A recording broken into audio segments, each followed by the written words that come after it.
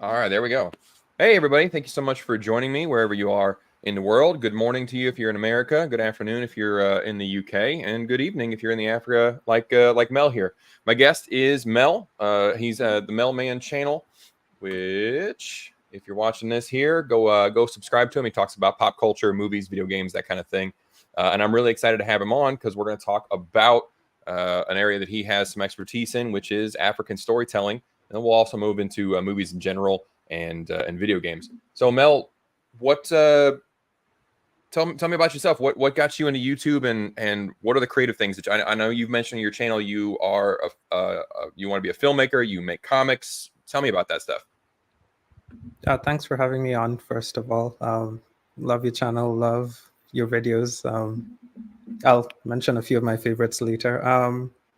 So I grew up on a lot of American media, including comics, a lot of TV shows, cartoons, and I have a family of artists, so I guess I got my creative talent there. So I've been drawing since as far as I can remember. I think I've been drawing since before I started writing. I've always had a passion for creativity, creative work, and as I watched more content, movies, Hollywood stuff, I got inspired to want to start creating my own stuff. So for the comics and the art, it was a lot easier because it's just you, a pen and a pad, on a table. So that's much easier.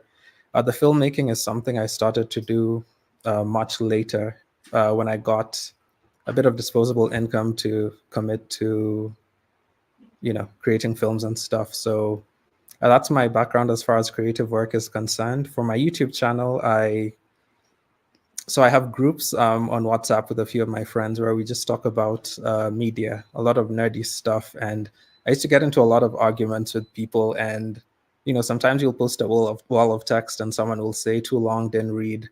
So I decided maybe maybe I should make videos about this stuff instead. And a lot of the YouTube channels I had been watching, I found myself, kind of disagreeing with a lot of the stuff they started saying. So, I realized, why don't I just jump in and do a bit of it myself? Yeah, I completely agree with you. I mean, I did the same thing. I was watching videos and I was like, man, I either don't agree with these people or I don't know. Sometimes I think, man, these folks are dumb, and if they can do it, I can do it. And if I feel like my opinions are correct, like we all do. So I was like, all right, I'm gonna make videos. So I noticed we started around the same time. Yeah. So I haven't seen your comics. What kind of comics do you do? So the one I'm working on at the moment is a superhero comic based in Nairobi. It's traditional. Okay, for people who grew up on Marvel and DC, it's very much in line with that, just that it's in a different setting, which is, in Nairobi where I live. So, but the storytelling for people who liked New Avengers from Marvel, for people who liked Ultimate Spider-Man, the comics are very much in the vein of stuff like that, because those are my influences growing up. I had a cousin who, it was not so easy to get comics in Nairobi back when I was a kid. This was in the 90s. And I had a cousin who had like stacks of comics, like, almost as tall as a door. So I don't know where he was getting them from. So that's where I started looking through them. And it was really interesting to me, and it inspired me to, start drawing. So my initial comics were, I would draw Wolverine and Superman and, all that stuff. And then my sister told me about copyright law, and I started creating my own stuff after that. I know making videos, you've had your run in with copyright law. We all do. So what are you still doing superhero stuff? Like, do you have your own superheroes that you make now, or what'd you move on to?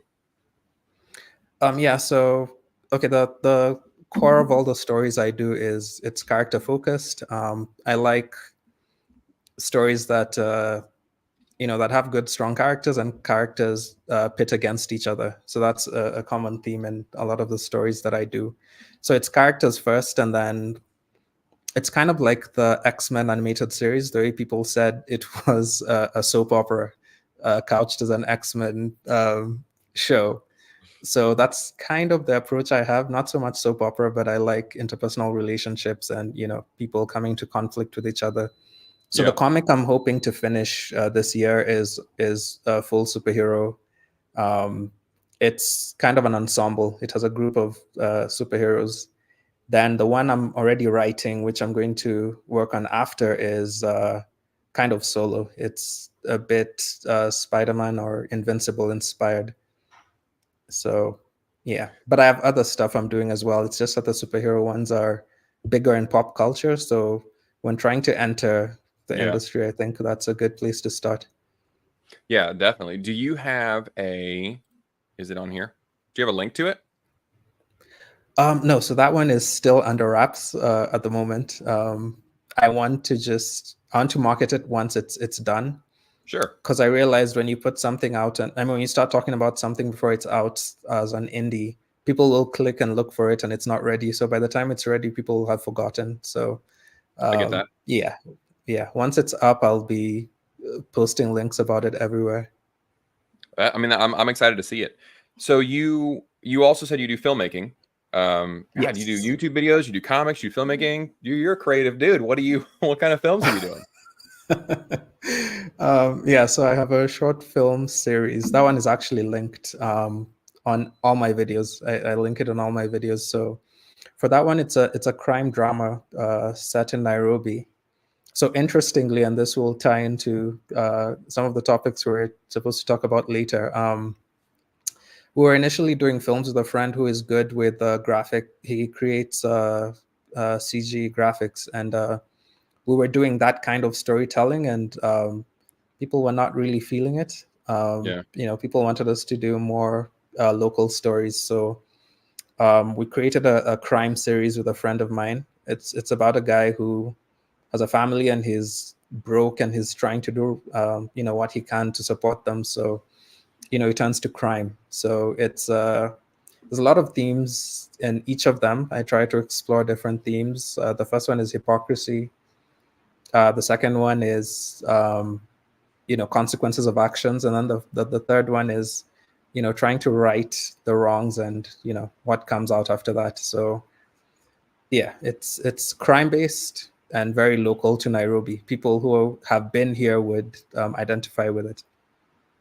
So I'm well, and I think that focusing on the themes and the character, like you said with your comics, you focus on the characters and the character traits and stuff, and I think that's how you make a successful film or anything. I know. I mean, you've talked about it in your videos. I talk about my videos. Like a lot of the modern stuff, there are no themes, there are no real characters. It's just kind of stuff happening on screen.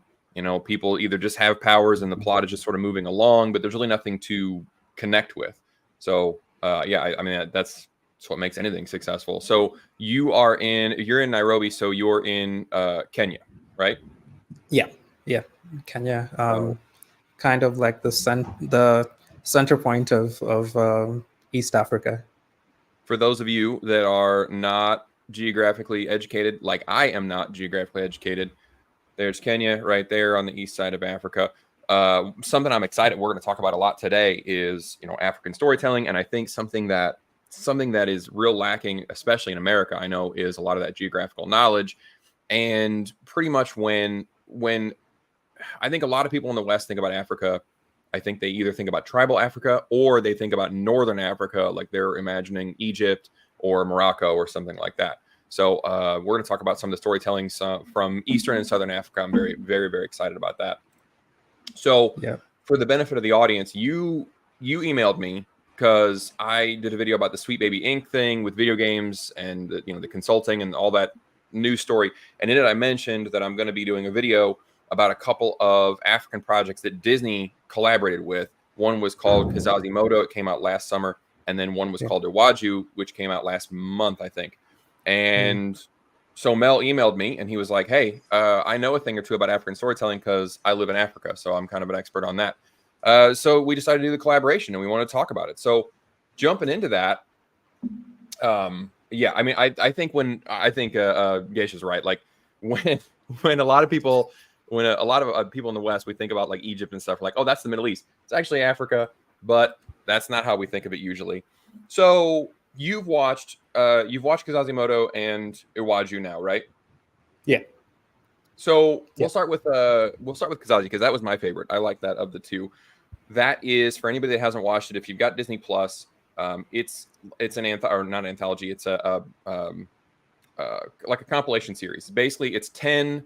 Here, let me pull up a picture of it here. It's 10 short films that they put together. And what's nice about them is basically they're all about 12 minutes long. And each of them has a different animation style. They're made by a different group. Disney partnered with an animation studio in South Africa called Triggerfish to make this one. And basically, they got together a bunch of different directors and producers and writers, and everybody made a little short film, a little short animated film, or not film, but a short animated story. And so, what I like about this series is that you've got 10 completely different stories. And something that I like about short stories is the constraints of writing a short story mean that you've got to get everything out. You've got 10 minutes to tell an entire story. And I think that constraint produces a lot of creativity. And there are a lot of these that I think were excellent because in 10 minutes, they introduced your main characters, they introduce a conflict, you've got rising action, you have all the things that make a story, all the classic stuff that you need in a story, and it all resolves in about 10 minutes. And it takes a lot of skill to tell a story like that. So obviously, I'm a huge fan of this one. Mel, what'd you think? Do you like the short story format? Did you like Kizazi, or do you like a more long form? Yeah, so that's interesting that you like Kizazi more because I personally was leaning more towards Iwájú. So this is just in general. The reason I struggle with, I admire the short story format of, the creative process that goes into it.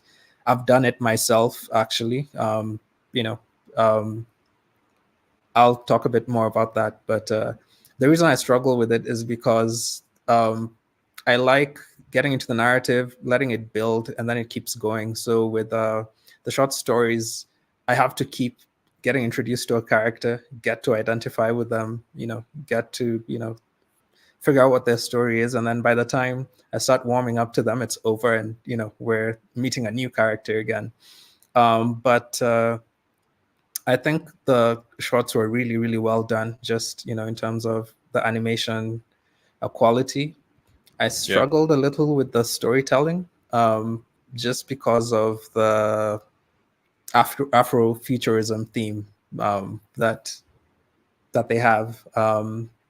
So the Afrofuturism thing is kind of a diasporan concept. It spawned, you know, I can't remember the exact year, but the idea was, infusing African culture with technology and sci-fi and telling new stories. And there's so much context going into why, Afrofuturism is a thing. But for me, I kind of prefer noir stories. I prefer, past stories of the past. But just in general, I thought the shorts were really well made. But I'm not a fan of short story series overall. sure. Which ones did you like the most? So one that I was a big fan of, let me switch back to this one. This one on the top right, it was like kind of a mermaid type thing. Mm, Something I liked about that one, I'll just spoil them because they're short. Basically, this one is like two different stories, and it opens up with these sort of mer people, and they're talking about this some kind of mysterious something. This is very powerful. It glows in the background. It's really not important what it is, but they're just like this is an important thing. And a young boy's lost his father, and he's kind of reliving some memories. And then it cuts over to people on land, and there's a woman who's kind of crippled, and she's talking about that same something. So you're like, all right, there's whatever. I can't remember the name of the. It is called Hatima. That's what it was. yeah. So Hatima was whatever this glowing substance was, and she uses it to heal herself because she's crippled and she's dying. And then it turns her into a mermaid. And so we kind of get this flashback to how this conflict started between the humans and the mermaids. And what I liked about it was that we didn't really, when we saw how the war started, we didn't really see how it ended. And we just saw a brief moment of two characters discovering a memory core that showed how it all started. And I don't know, I like the fact that they were able to just really lay out this conflict. There is a conflict. here's these two sides, here's how it started, and then we see a little bit of a resolution, but obviously there's a battle that they leave that's going on in the background. We don't really get any resolution of that. So I can understand I get how that is frustrating, that they introduce this big battle and then these two characters run off and you're like, what happened in the war? Well, we're not worried about that. We're worried about these two characters. So I can see how that can be annoying, because you just got introduced to these people. You're like, all right, I'm invested. There's this conflict. How does it end? And they're like, well, we don't know. Just that's all we had time for was the 10 minutes. So I like that one a lot. Another one that I liked just for its animation style was this one here. Mahuzi? No, they said in the thing. I didn't get that right. But this was like almost kind of an anime style. And it had like a sort of a short frame rate. So everything's real choppy. And I thought that added to the interest, because they're basically doing like Star Wars pod racing. He enters into this thing, and I like this one. It blended in. It did the Afrofuturism thing where it blended in, because the boy and his mother are their ancestors are Zulu, and so there's this kind of combination between the high technology of the pod racing, and then also this little floating guy here is kind of his connection to the spirits, and he sort of gets spiritual power that fuels his pod racer. And then the animation style was really, really neat. So I liked those a lot. The surfing one, I didn't really get into. This one, Moremi with the little gray robot boy, that was a little odd. Some of these were just funny. Like this very cell shaded one here. First totem problems. This girl is going to get some kind of totem, but her family has two different totems that she can choose from. And it was kind of goofy. The animation style is a little more childish, but I liked it. The 9th episode, You Give Me Heart, that was basically an allegory for what it's like to be an influencer. And that was kind of funny that basically it's just a guy that's chasing after being what they call gods, which is really just a popular influencer. So each one had its own little story. And I liked, that's what I liked about it, was just seeing that little slice of creativity from a bunch of different people. But I do understand how, like, I totally get what you're saying. Like, all right, cool, you hooked me, I want to see more. And they're like, yeah, there is no more. That's all. We just wanted to tell that little bit of it, Yeah. And I was also looking for okay, so those African themes, like talking about the one for the mermaids and the water. So West Africa, they have old tales of like water spirits and stuff. So that was relevant. The one for the races, South Africa, they're very big on car culture. They do a lot of there's races, and there's I don't know what they call them. It's like acrobatics for cars where you spin around, people hang out of the doors and stuff. So it was kind of a blend. A lot of them were kind of a blend of contemporary interests and traditional themes. The one of the ones at the bottom, Enkai, was set in Kenya. So that's so that's for the Maasai tribe. And so the theme of that one, which I suspected, and I actually looked at an interview of the creator, she was trying to tackle some themes of feminism and the struggles of being a single mother and raising a kid and all that. So that's another thing with these stories. They'll not all grab you. Like different creators will have things that are personal to them and they want to tell the story, and not all of them might appeal to the person watching. But yeah, I understand that. I mean, I'm the same way with you. Like, there wasn't a ton in Enkai to grab onto me. Like, I did like it. I think there was like it seemed to be sort of a Mother Earth kind of thing. Like, her mom is like kind of a Gaia type figure, and she's trying to care for this planet, but people are destroying it, and so they kind of create a new one. They move on. So if you guys haven't seen it, I know some folks are just tuning in. This is Mel. He's a comic artist. He's a filmmaker and also a YouTuber. And he is in Kenya. And hang on, let me pull that back up. Subscribe to him. He makes really great videos. And they're actually very, very funny videos. That's what I like about him. I think his editing style is fantastic. That's what drew me into it. We're talking about a couple of shows that Disney has collaborated with a couple of African companies. This last one we were talking about was Kizazi Moto, and there was a South African company called Triggerfish that Disney worked with, and it's basically a collection of 10 short stories. They're about 10, 12 minutes long each, so we're talking about that. But another one that they put out was a more long form style, which was Iwájú, and that's a 6 episode. They're about 20 minutes a piece. And Mel, you said you liked that one a lot more. Why is that? I don't know if it's a lot more. No, You prefer it. yeah, no, I preferred it. So it's really interesting. In terms of audiences, in Africa, there's, there's the more urban audiences and the rural audiences. So when you look at a lot of stuff that comes out of Nollywood, which is Nigeria's film industry, Mm-hmm. a lot of their content is, more geared to more rural demographics, and Yeah. for most of them, not all of them. And the same in my country, in Kenya, most of the shows that they make on TV are geared to a more rural audience because they're much bigger than, the city audience. So the way they tell stories is much slower. They'll dwell on things a bit longer. They'll draw things out. So for all the things I liked about it, and I'm just going to go into detail now, I Yeah. felt like it was drawn out a bit, and it could have been told in a shorter period of time, maybe 2-3 episodes. Yeah.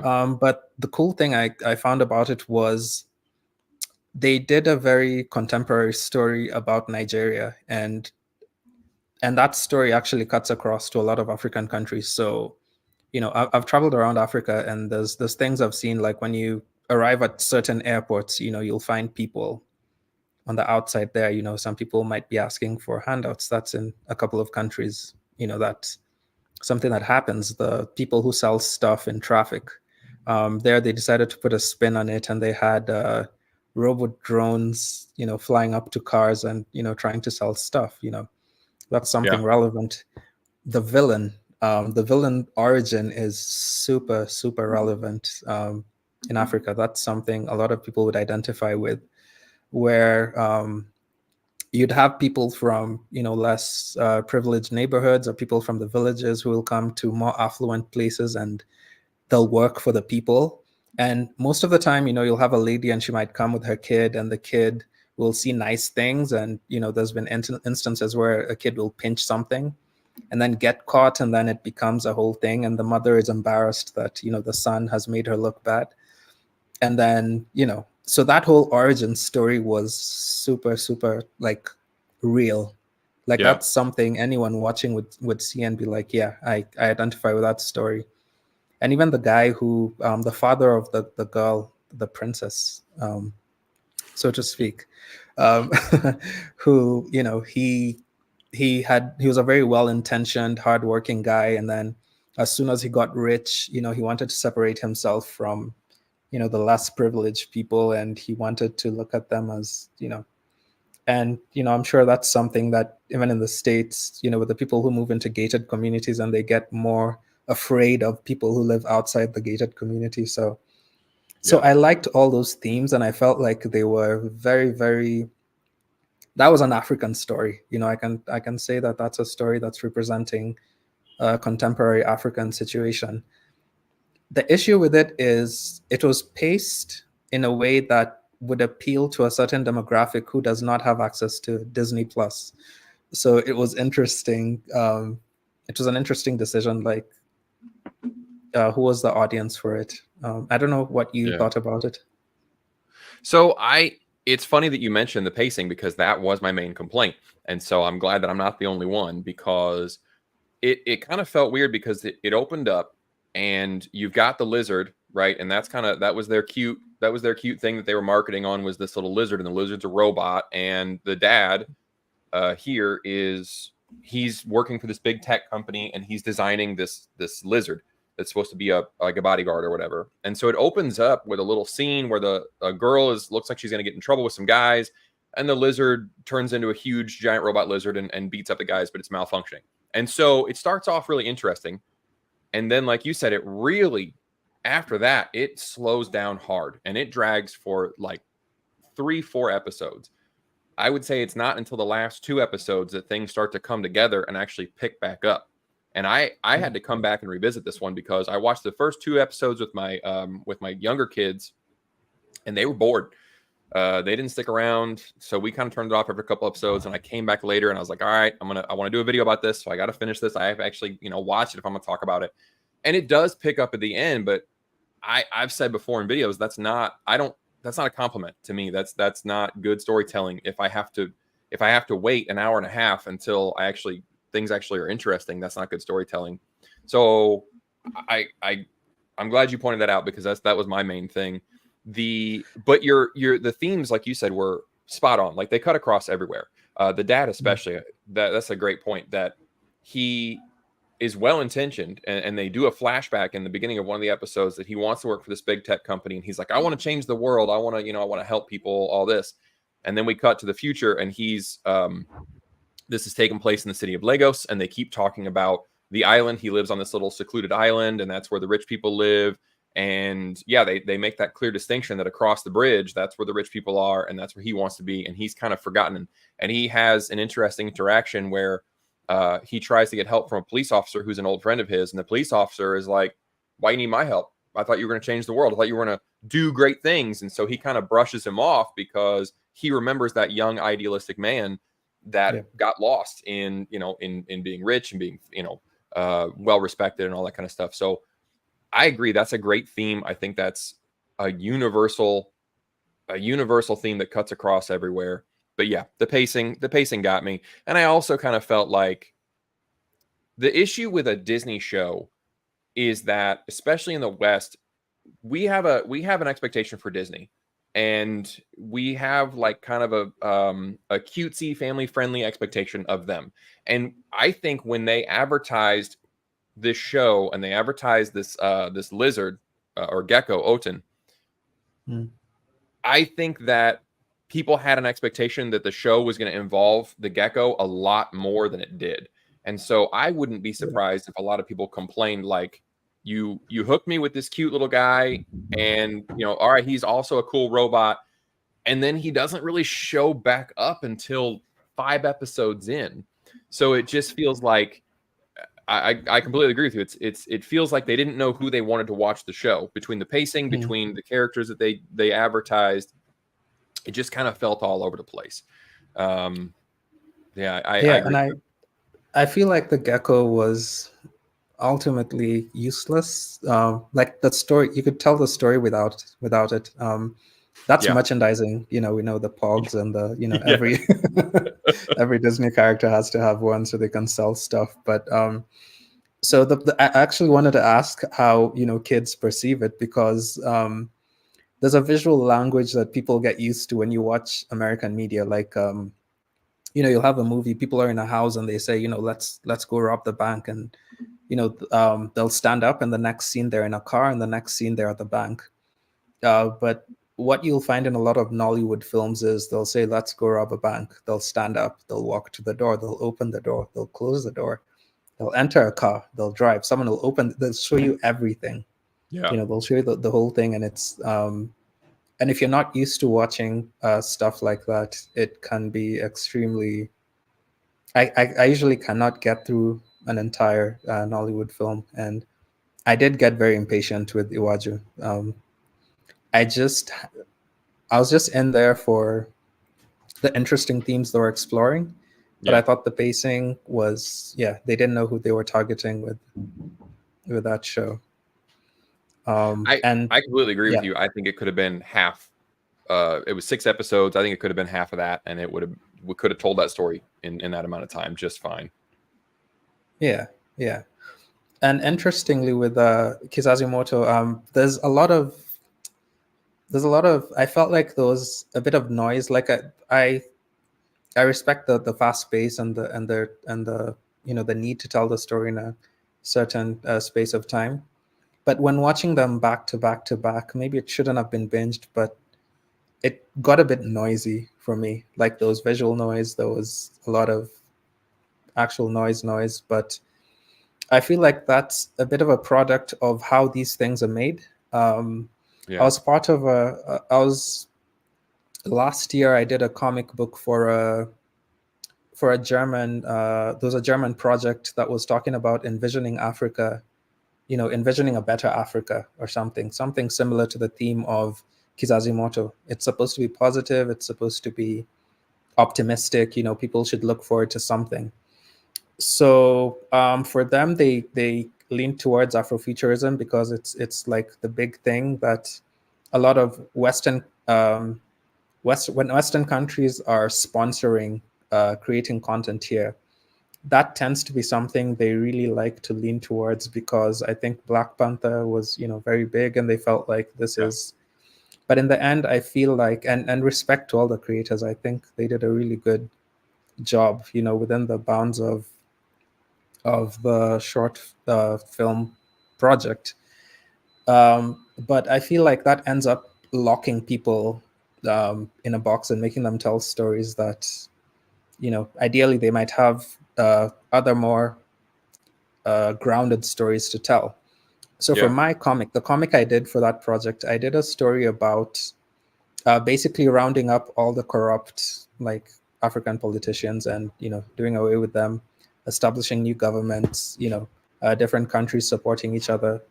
It's kind of a spoiler, but I titled the comic USA, and I had Americans on the cover. But by the end, USA was supposed to be like United States of Africa. So for me, the optimism was, doing away with corruption, getting rid of, corrupt politicians. It doesn't have to be technological. It doesn't have to be, a metropolis, buildings floating and cars flying. There can be a more grounded story to tell, but those are my biases and my preferences. Sure. Well, and I know that's a big. I know in Africa that's a big deal. Like I know in I believe in Congo especially, there are a few countries where the corruption is real big, and there are you've got a couple of military coups, and then it turns into a real bad situation with corruption. So I think I can see how that's a big theme. I'm glad you brought up the Afrofuturism thing, because it's something that I'm very interested in, because it the it's interesting you said that those are the stories that seem to get told when Western producers want to come in, because I would have predicted the opposite. So I'm surprised at that, because I thought that was something that was popular in Africa, because if I had to guess, I would have said that Western producers would want to see more traditional stories, because in the West we tend to really love old older stories. We like whenever we do like fantasy that's set in Europe, it's always old, medieval Europe with kings and queens and stuff. Right now, there's a huge show on Hulu and Disney, Shogun. In the West, we love feudal Japan. We love ancient Korea. We love Viking stories. We really we love to consume those old traditional type stories. So I would have thought that audiences would want to see more traditional African stories, like especially tribal Africa, and more like more spiritual type themes or magic type themes, and less futuristic stuff. So I'm very surprised that the producers are seeking out the Afrofuturism thing. What is it that you think makes that popular? Like, why is that a popular thing? Because in the West, our sci-fi is usually very bleak. It's like Fallout just came out last week, and that is like, here's the future. It's horrible. Almost every sci-fi that we do, like all the stories that Philip K. Dick wrote, were here's the future. It's terrible. Why is it that in African fiction the future is bright and amazing? Like, what is the draw to that? Why is that so different? So it's super layered. When talking about past stories, there's a lot of baggage that comes with it. Yeah. So there's stories that are, pre-colonial stories, and then there's colonial stories, and then there's post-colonial stories, and all of them somehow fit into history, because um, like when I did the political history we learned in school was about, the leaders who took took to government after colonialism. But there's a whole thing that happened before, and there's another one that's tied in with Europeans coming to Africa, and that's something a lot of people in general tend to want to get away from. It's not something I hear people talking about from my parents' generation, from all the traveling I've done in Africa. That's not something people really want to get into. So I feel like the Afrofuturism thing ends up kind of allowing people to tie into their cultural heritage, um, and not in a way that people will say, because there's also the stigma that people have that traditional African settlements and stuff were primitive, and it's not something that is looked at in the same way that samurais are looked at, and medieval knights, and even Vikings.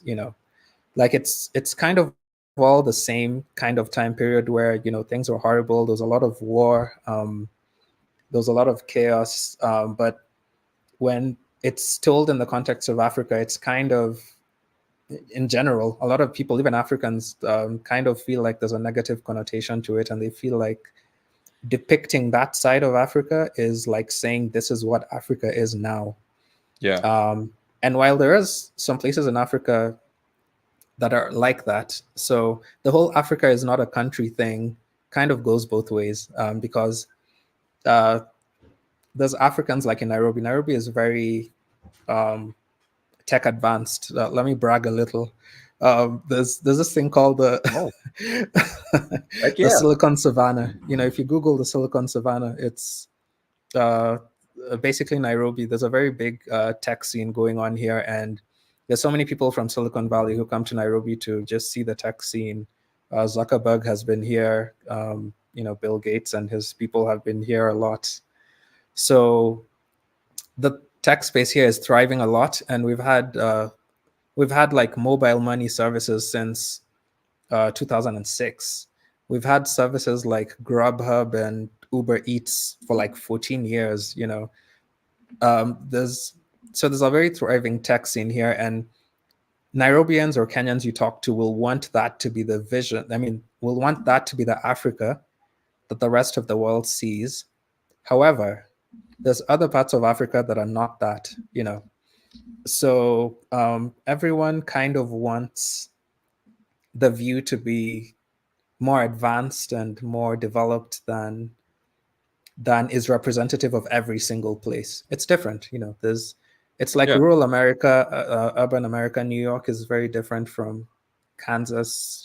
A farm. It's kind of the same thing, but people want the general representation to be advanced technologically, but they still want to embrace their African heritage. Yeah. So the Afrofuturism thing kind of becomes a marriage of the two things. Um, Another problem is that a lot of the past stories have heroes and villains who are in the same country. I'll give you a very quick example. There's a legendary story about a warrior from my tribe called Luanda Magere. So the story, he's a mix of Achilles from Troy, Samson from the Bible, and Luke Cage. And this is like a legitimately old story. This is not contemporary. This is not influenced by anything. So just quickly, the story was he was kind of invincible, and he couldn't be pierced by arrows or spears or anything. So he was very formidable, and he would fight another community called the Nandi, and he was very dominant. Like, he would defeat them all the time. So they felt like they need to find his weakness. So they gave him a wife from the Nandi tribe, very beautiful woman. And his people told him not to marry her, but of course he went ahead and married her. And one time he fell sick and needed medicine. And so he asked his wife to cut his shadow. And when she did, the shadow bled. And she realized, oh, the shadow is the weakness. So she ran back and told the Nandi that, his weakness is his shadow. So the next time they were at war, they targeted his shadow and they managed to kill him. And he turned into a rock. And, as legends go, the rock, you can still find it. There's a place where they say he turned into that rock. Mm. So that's a that's a story that everybody really likes or have liked over the years. Yeah. But the Nandi tribe, who are the villains in this story, are in the country. Like, we live with them. They're our Right. neighbors, you know. They're So probably it not becomes, loving that. yeah. So it becomes tricky trying to embrace some of the traditional stories when you're occupying the same space with the people who don't come out favorably in the same stories. Yeah, I understand that. Yeah, It is interesting, like you bring up the like how Africa is often portrayed, because I think that happens in Western culture too. Like it's right when you said that, it's interesting.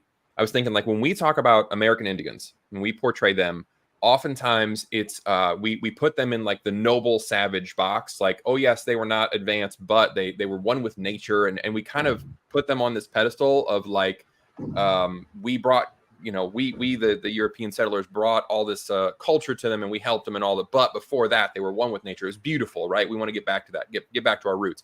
But then a lot of times in Western media, Africa is not portrayed as like the noble people living with the land, but oftentimes they focus on the tribal warfare, right? Like yeah, Zulu was a huge movie here. I mean, that's decades old, but that was a really big movie, and that's, I mean, it's basically it's the takeover of Shaka Zulu, and the warring tribes and all, and a lot of it is like the tribal warfare and not so much about the tribal lifestyle and living with the yeah, land and all that. So you're absolutely right. It's weird how that is often depicted in a negative fashion in Africa. And I think the other thing is in America or in the West, we often get like when people say Africa, it's funny. Africa is not a country, and I can see why people would get upset about that, because I think a lot of Westerners, they don't realize how huge Africa is, and how especially the Sahara kind of segregates the North and the South, and the cultures are totally different.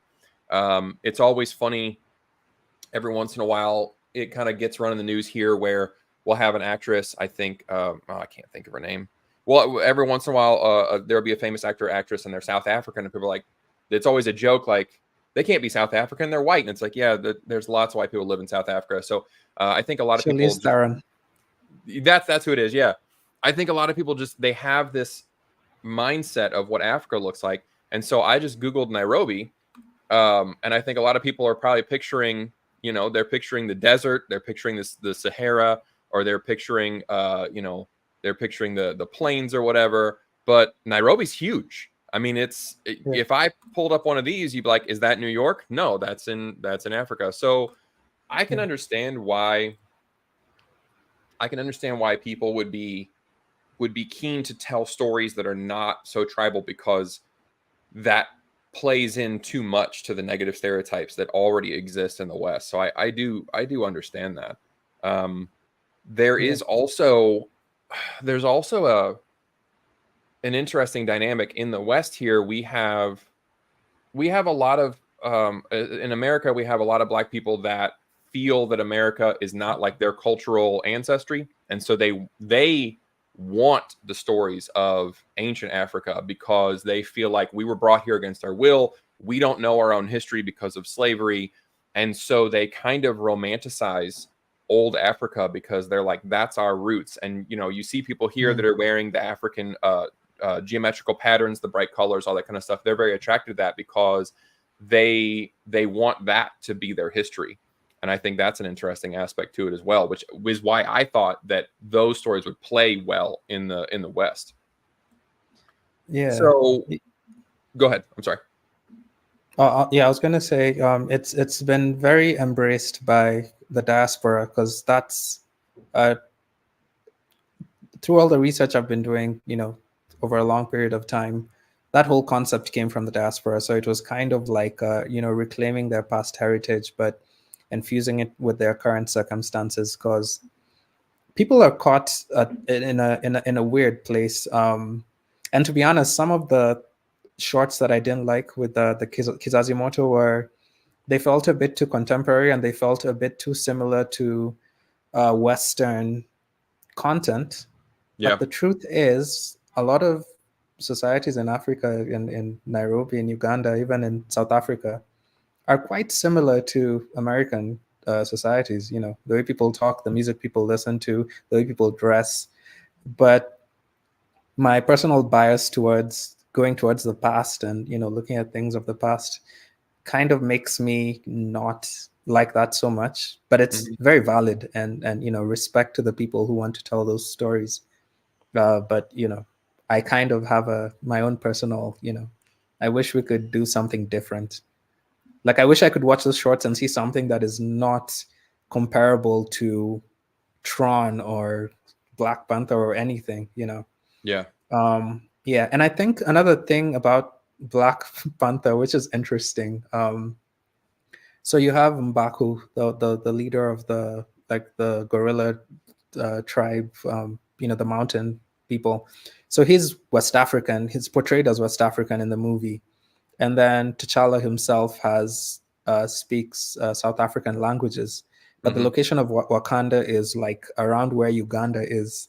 So so trying to reconcile all those things, you have to just shut off your brain and enjoy the movie. But I think that's why it now ends up being like, this is uh symbolic of Africa as a whole, because we've picked elements from different places and then we've amalgamated them into this fictional civilization. So Yeah, and I can understand how that would be frustrating. That like I want to believe that the director of Black Panther, Ryan Coogler, I want to believe that he was basically trying to represent a lot of different stuff. But then that makes sense. I get it. How as an African you'd be like, but you mixed it all into one thing, and now everybody just thinks this is what Africa looks like. When you really you picked a bunch of different stuff, and now it all looks like one big blended deal.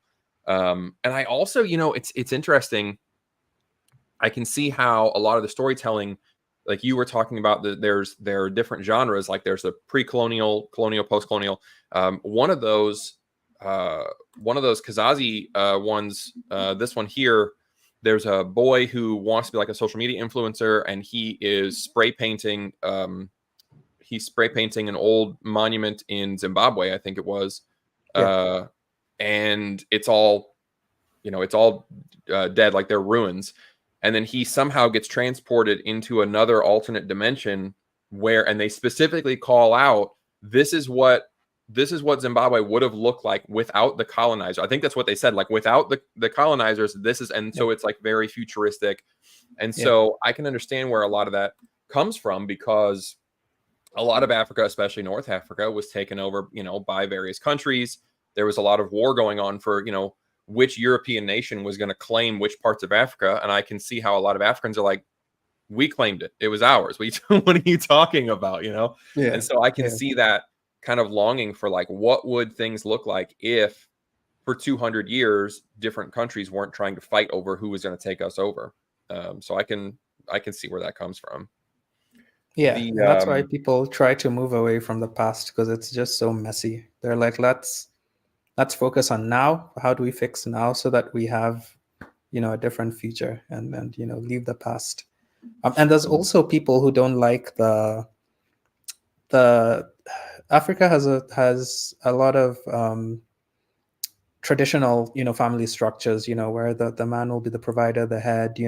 When people get married, the man will still be expected to pay dowry, which is a symbol of, I'll be able to take care of your daughter and I can afford to give her yeah, the same life that your family gives, all that stuff.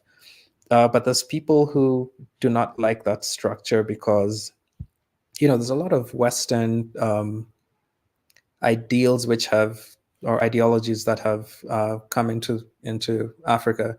So there's a lot of people who don't like exploring a time when they feel like you know the man was in charge and the woman was subservient, or whatever. So it's very complicated. It's super layered. There's like 100 reasons why, but yeah, in general, I think people just want to tell stories about things they can control.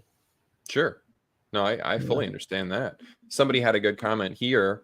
Just from your experience, I know it's anecdotal, but does Black Panther come off as a celebration of African heritage, or does it come off as kind of like they just didn't care and they just picked what looked the coolest and what sounded the most interesting and then just all smashed it together? Does it feel respectful or does it feel lazy? No, it feels respectful, and I think even during the process when they were making the movie, Ryan Coogler was in Nairobi. We we saw him. He came to Africa and he traveled to a few countries and got into different cultures and saw how things were done. And Lupita is Kenyan. She plays his love interest in the movie. Mm-hmm. She's from Kenya and she's very proud of her Kenyan heritage. And as an advisor on the movie, there's the movie she was kind of signed onto and she backed out of it. The Woman King. Yes, yeah, that one. People did not like Yeah, that one. They felt like that was a changing of history.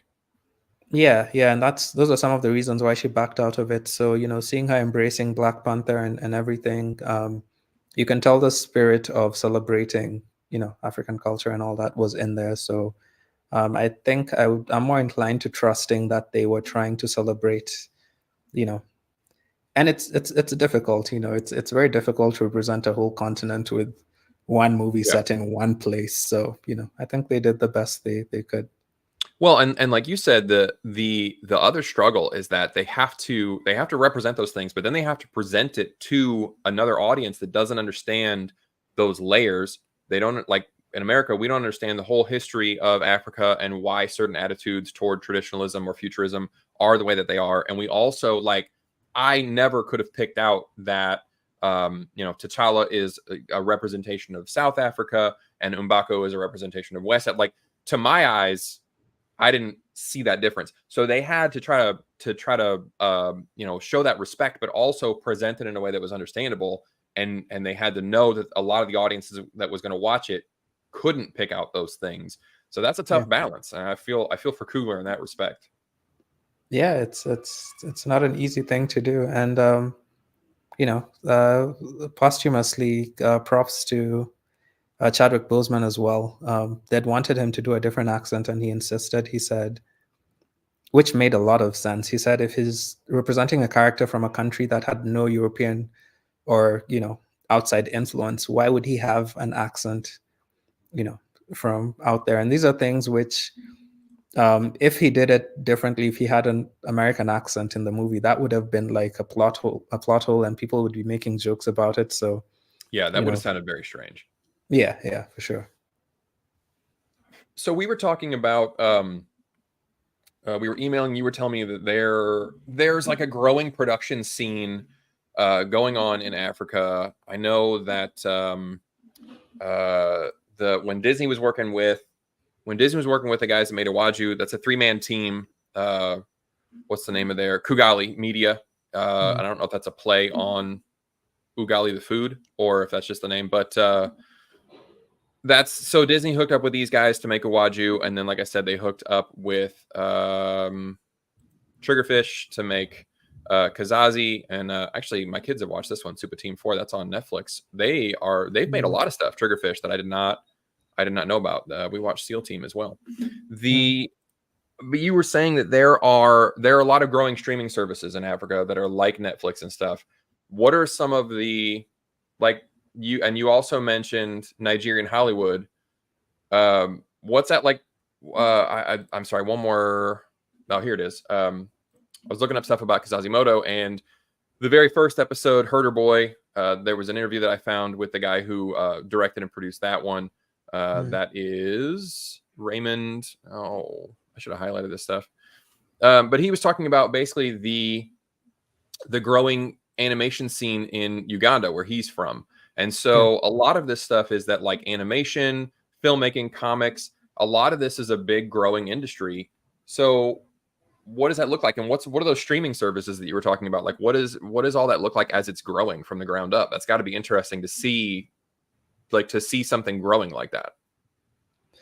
Yeah. So it's interesting. The biggest TV channel in Africa as a whole, this one used to or still cuts across a lot of different countries, but it's a satellite TV service. It's called DSTV, and it's in South Africa.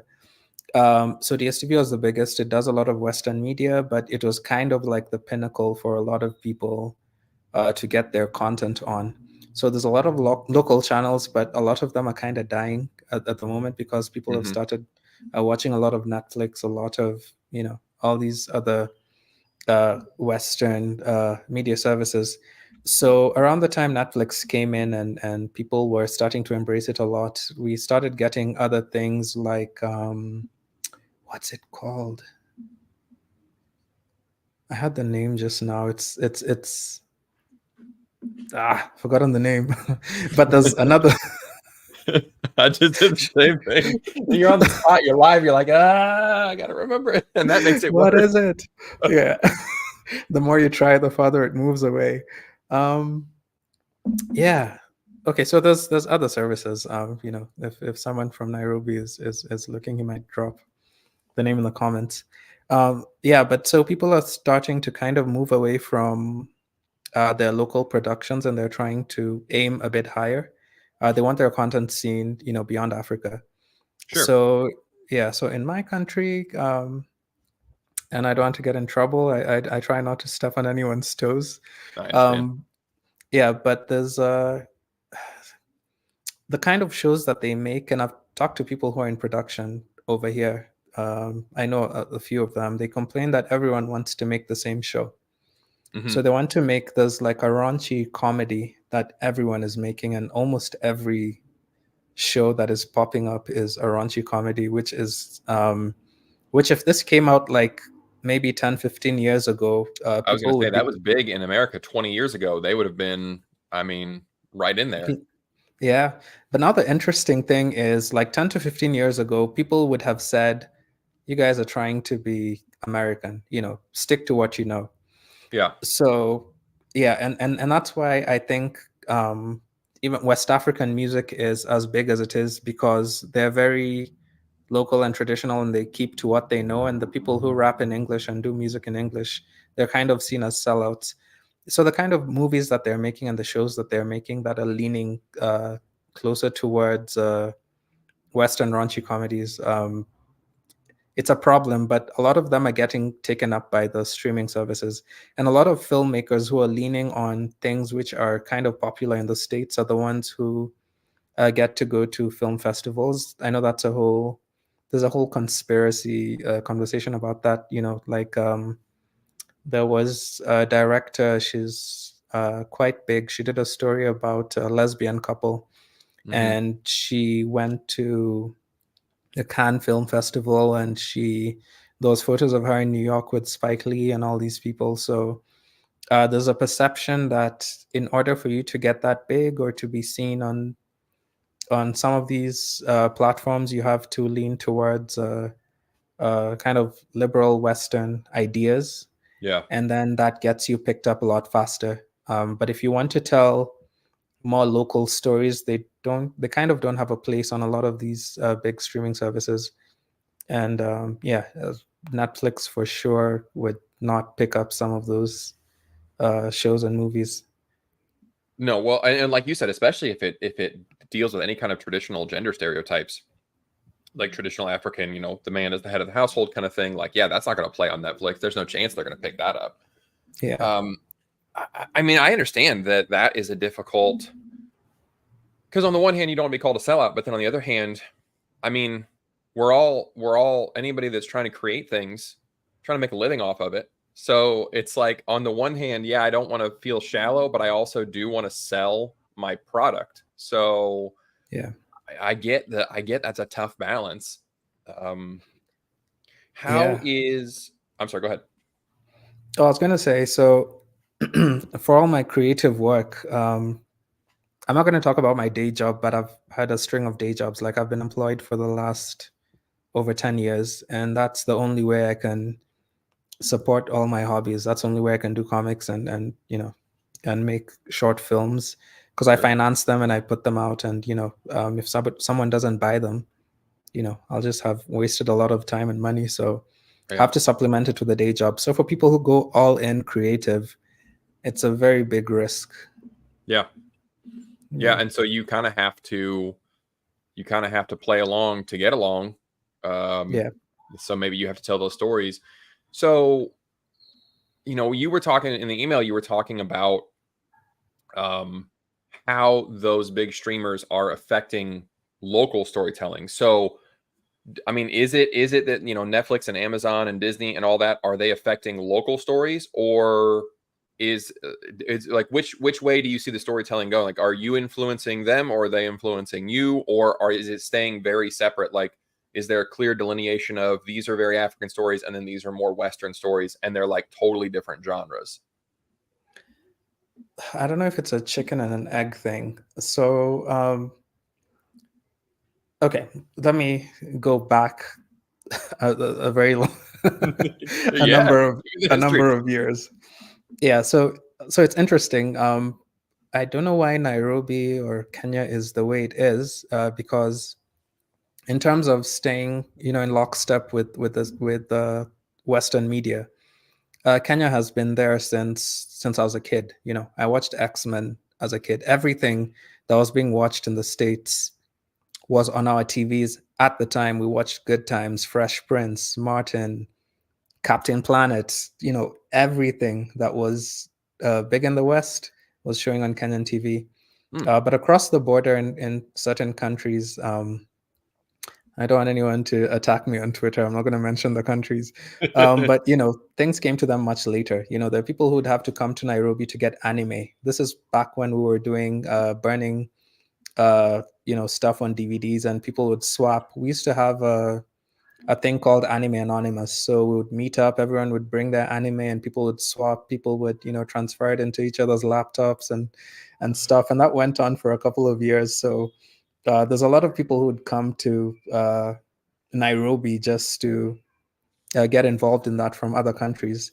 And this has been running for a long time. So in terms of just the mental process of approaching stories, like in Nairobi, Kenya, were infiltrated a long time ago.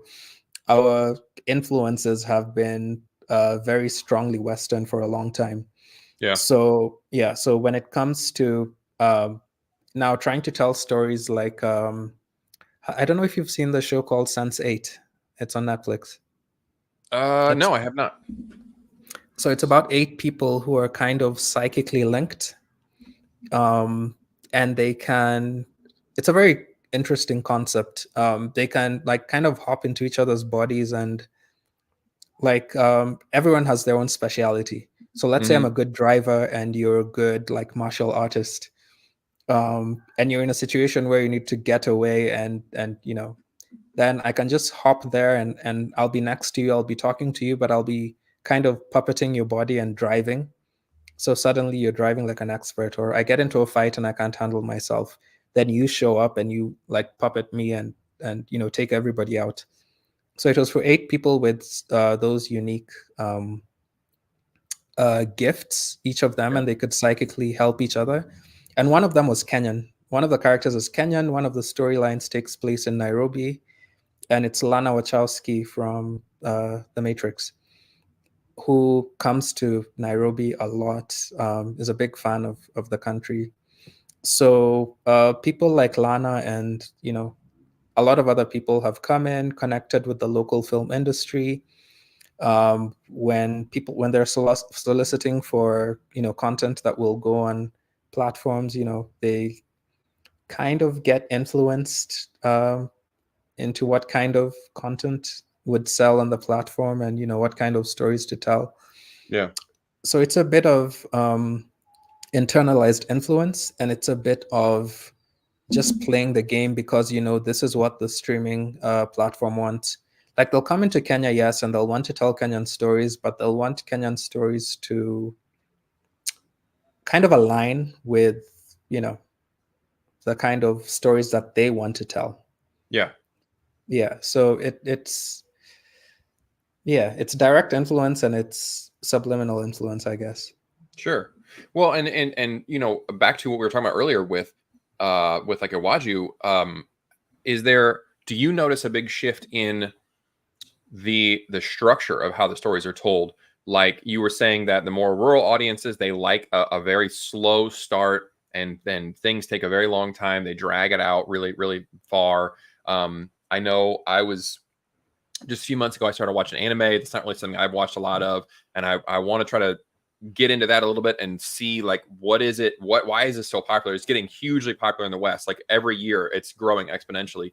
And one thing I noticed about a lot of anime shows is they're the total opposite. Like they're front loaded. The first 10 minutes of an anime, like the episode 1 of an anime show, is a straight up monologue explaining everything you need to know.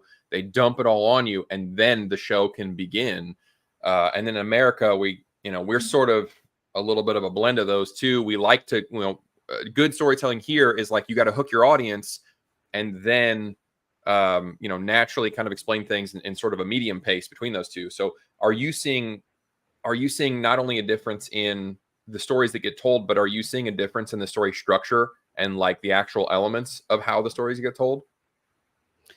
Yeah, so for a lot of the stories that are told so initially when we wanted to get shows done on local TV, and I've pitched a few shows before, and I've been told directly, like I've gone to different media houses and I've tried to pitch things, and I've even shot pilots for some things, and I've been told this does not play in X village somewhere. Mm, So but now that these media houses that make local productions and try to feed a local audience with advertising, those are also kind of dying, yeah, because a lot of advertisers are shifting to YouTube as well. Interestingly enough, they're shifting away from TV and radio to YouTube, even here. So the the TV stations don't really have the budgets to support even the rural kind of storytelling that they were so focused on. So most of the people who are making content are making it with a Western lens, and so the editing has to fit a Western audience. How you do your scenes, everything, even the way they talk. If you watch a lot of local shows, you'll hear a lot of different accents that are not. Majority of the accents you'll hear on TV are not the everyday accents you see on the street. sure. You have a lot of people who are trying to cater to a Western audience, and actually, I keep going on tangents. So one of the superpowers I feel like that the States has is you have a big, uh, you have a huge population that speaks the same language, has relatively same interests. Yeah. So anything can blow up and become a big deal, whether it's stacking cups, whether it's, a lot of people, you'll find a lot of people who have a similar interest. In Africa, it's super different. You can create something that is relevant in Nairobi, but it will not be relevant in Burundi. It will not be relevant in Congo. Yeah. You cannot create a show that will appeal to the whole of Africa. Mm, So it's led to people deciding that if I want to take this career seriously, and if I want to, actually become as big as possible, my audience has to be the States. Like Lupita. Lupita did a lot of content here in Africa. She did shows, she did uh I think she even did movies, and she was not as celebrated until she went to Hollywood and made it, and now she's everyone's darling. yeah. um yeah, but that's kind of where it is. You have to appeal to the West to make it. Well, and I get that. And I mean, it's a larger pool of potential money. So yeah, if you're making something that's going to play in one country and not another, Mm. then you really can't spend as much money on it because you're never going to be able to get as much back out of it if you have a limited pool of customers. So I can understand why they'd want to jump over. So this whole thing started with Disney and these two shows that they kind of collaborated with, Mm. Kizazi Moto and Iwájú. And something that I'm interested in, they started a project years ago because Disney's obvious claim to fame is Disney princesses. Mm. And a lot of people have pointed out they've been all over Europe. They've been all over the Asian Pacific, but they've yet to have an African princess. And I don't think that Does Nala count? I don't I, I don't think Lion King counts, and I don't think that Shuri counts from Wakanda Forever. So they had a project a few years ago. It was called Sade. I think that's how you pronounce it. And there I found a synopsis of it. It was supposed to center on a young African girl named Sade who, when her kingdom is threatened by a mysterious evil, I don't know, just there we go. When her kingdom is threatened by a mysterious evil, has to accept her newly discovered magical warrior powers to protect herself and her people with the help of the kingdom's prince. Sade embarks on an adventure that will allow her to embrace what makes her special and save the kingdom. The last I can hear about this is like 2022 are all the articles that I can find. So it seems like it's something that Disney was kicking around. It seems like it was in pre-production, and it's either in development hell or it's just been quietly kind of tossed aside and it just no longer exists. But something that's big in the West right now, like it's constantly talked about, is diversity and representation, and that's like those are huge things that everybody's trying to get a hold of. They want to be the most representative. They want to be the most diverse. And so it seems to me that if Disney wanted to do that, they should be telling a story from a continent that they basically only have two stories from. One is Lion King, which I think it only counts because it's in the savannah. Like it's basically Shakespeare's Hamlet. They just put it in an African setting. And then the two Black Panther movies are pretty much the only properties they have that are very distinctly African, and they're not just ripoffs. So I had emailed you about it. If Disney came to you and they were like, let's do a Disney princess movie and we want it to be very authentically African, how would you go about, like, is there a famous folk tale that you would want to adapt, or would you want to build it from the ground up? And would you want to do it more traditional with like elements of spirits and ancestors and juju and things of that nature, or would you want to take a more futuristic approach? Like how would you do it? How would you pitch it to Disney? Interesting. Yeah, so definitely I would go more traditional, more of the past. So there is history of female leaders in different armies and different places. There's a lot in West Africa, in Ashanti Kingdom, which is present day Ghana, the Hausa, who are present day Nigeria, Angola. Even in Kenya, there's stories of I think she was a prophetess or something.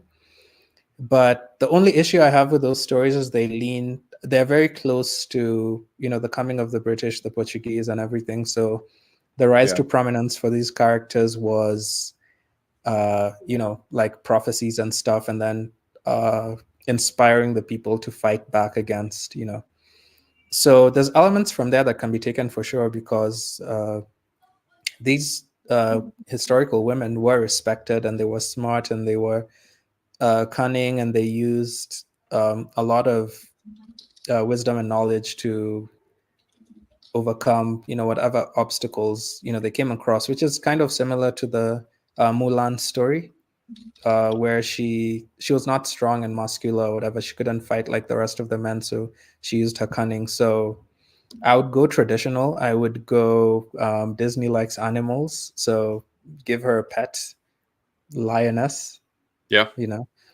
And then there's a lot of stories and myths of giants and ogres. A lot of the stories we read when we were kids that young girls would go up against would be like an ogre would come to a village, and all the kids would be told, don't go to the ogre. Then the ogre learned how to speak or sing or make a voice that sounded different, and then the kids would come, they would get eaten or just swallowed alive, and then the girl would go when the ogre is asleep, cut the stomach open, get the kids out, replace the kids with like a warm stone, so that when the ogre wakes up he's still full, and then they take the kids back to the village, and she's celebrated. So there's a lot of stories that involve animals, mythical creatures, a lot of obstacles to overcome, even if it's not fighting different tribes and fighting European settlers or whatever. It can be fighting a mythical creature who comes to a village, and she's just smart enough to come up with a way to defeat it. So yeah, there's an abundance of similar stories that we heard about when we were kids, and you can draw a bit from history, but not too much from history. Yeah. I understand it because like well you said it. The problem with drawing from history is like which country's history, and Yeah, like you said, you could if you promote one type of history over another, not only are you going to irritate different regions of Africa, but like obviously all of you've got the risk of offending somebody in Europe if the bad guy is a colonizer. So yeah, that's rough. yeah, So it almost feels like you're absolutely right. Like you either have to go way back and make the enemy just like a mythological creature, or you've got to go full in the future. And there are, and this is just my personal bias. I'm interested in the older stuff. Um, I'm interested in, I like the old Europe stories. I like the old Korea and Japan stories. I like even old America stories. So, if it were me, I would be more attracted to the older stuff. And I feel like that's what Disney yeah, does with yeah, Raya and the Last Dragon. It was Indian Pacific area, and they were drawing on that culture. Some yeah, people, it's Disney has a difficult time because some people were mad at Raya because they felt like they just sort of cherry picked a few things and slapped them in the movie, and they were like, "Look, we're representing."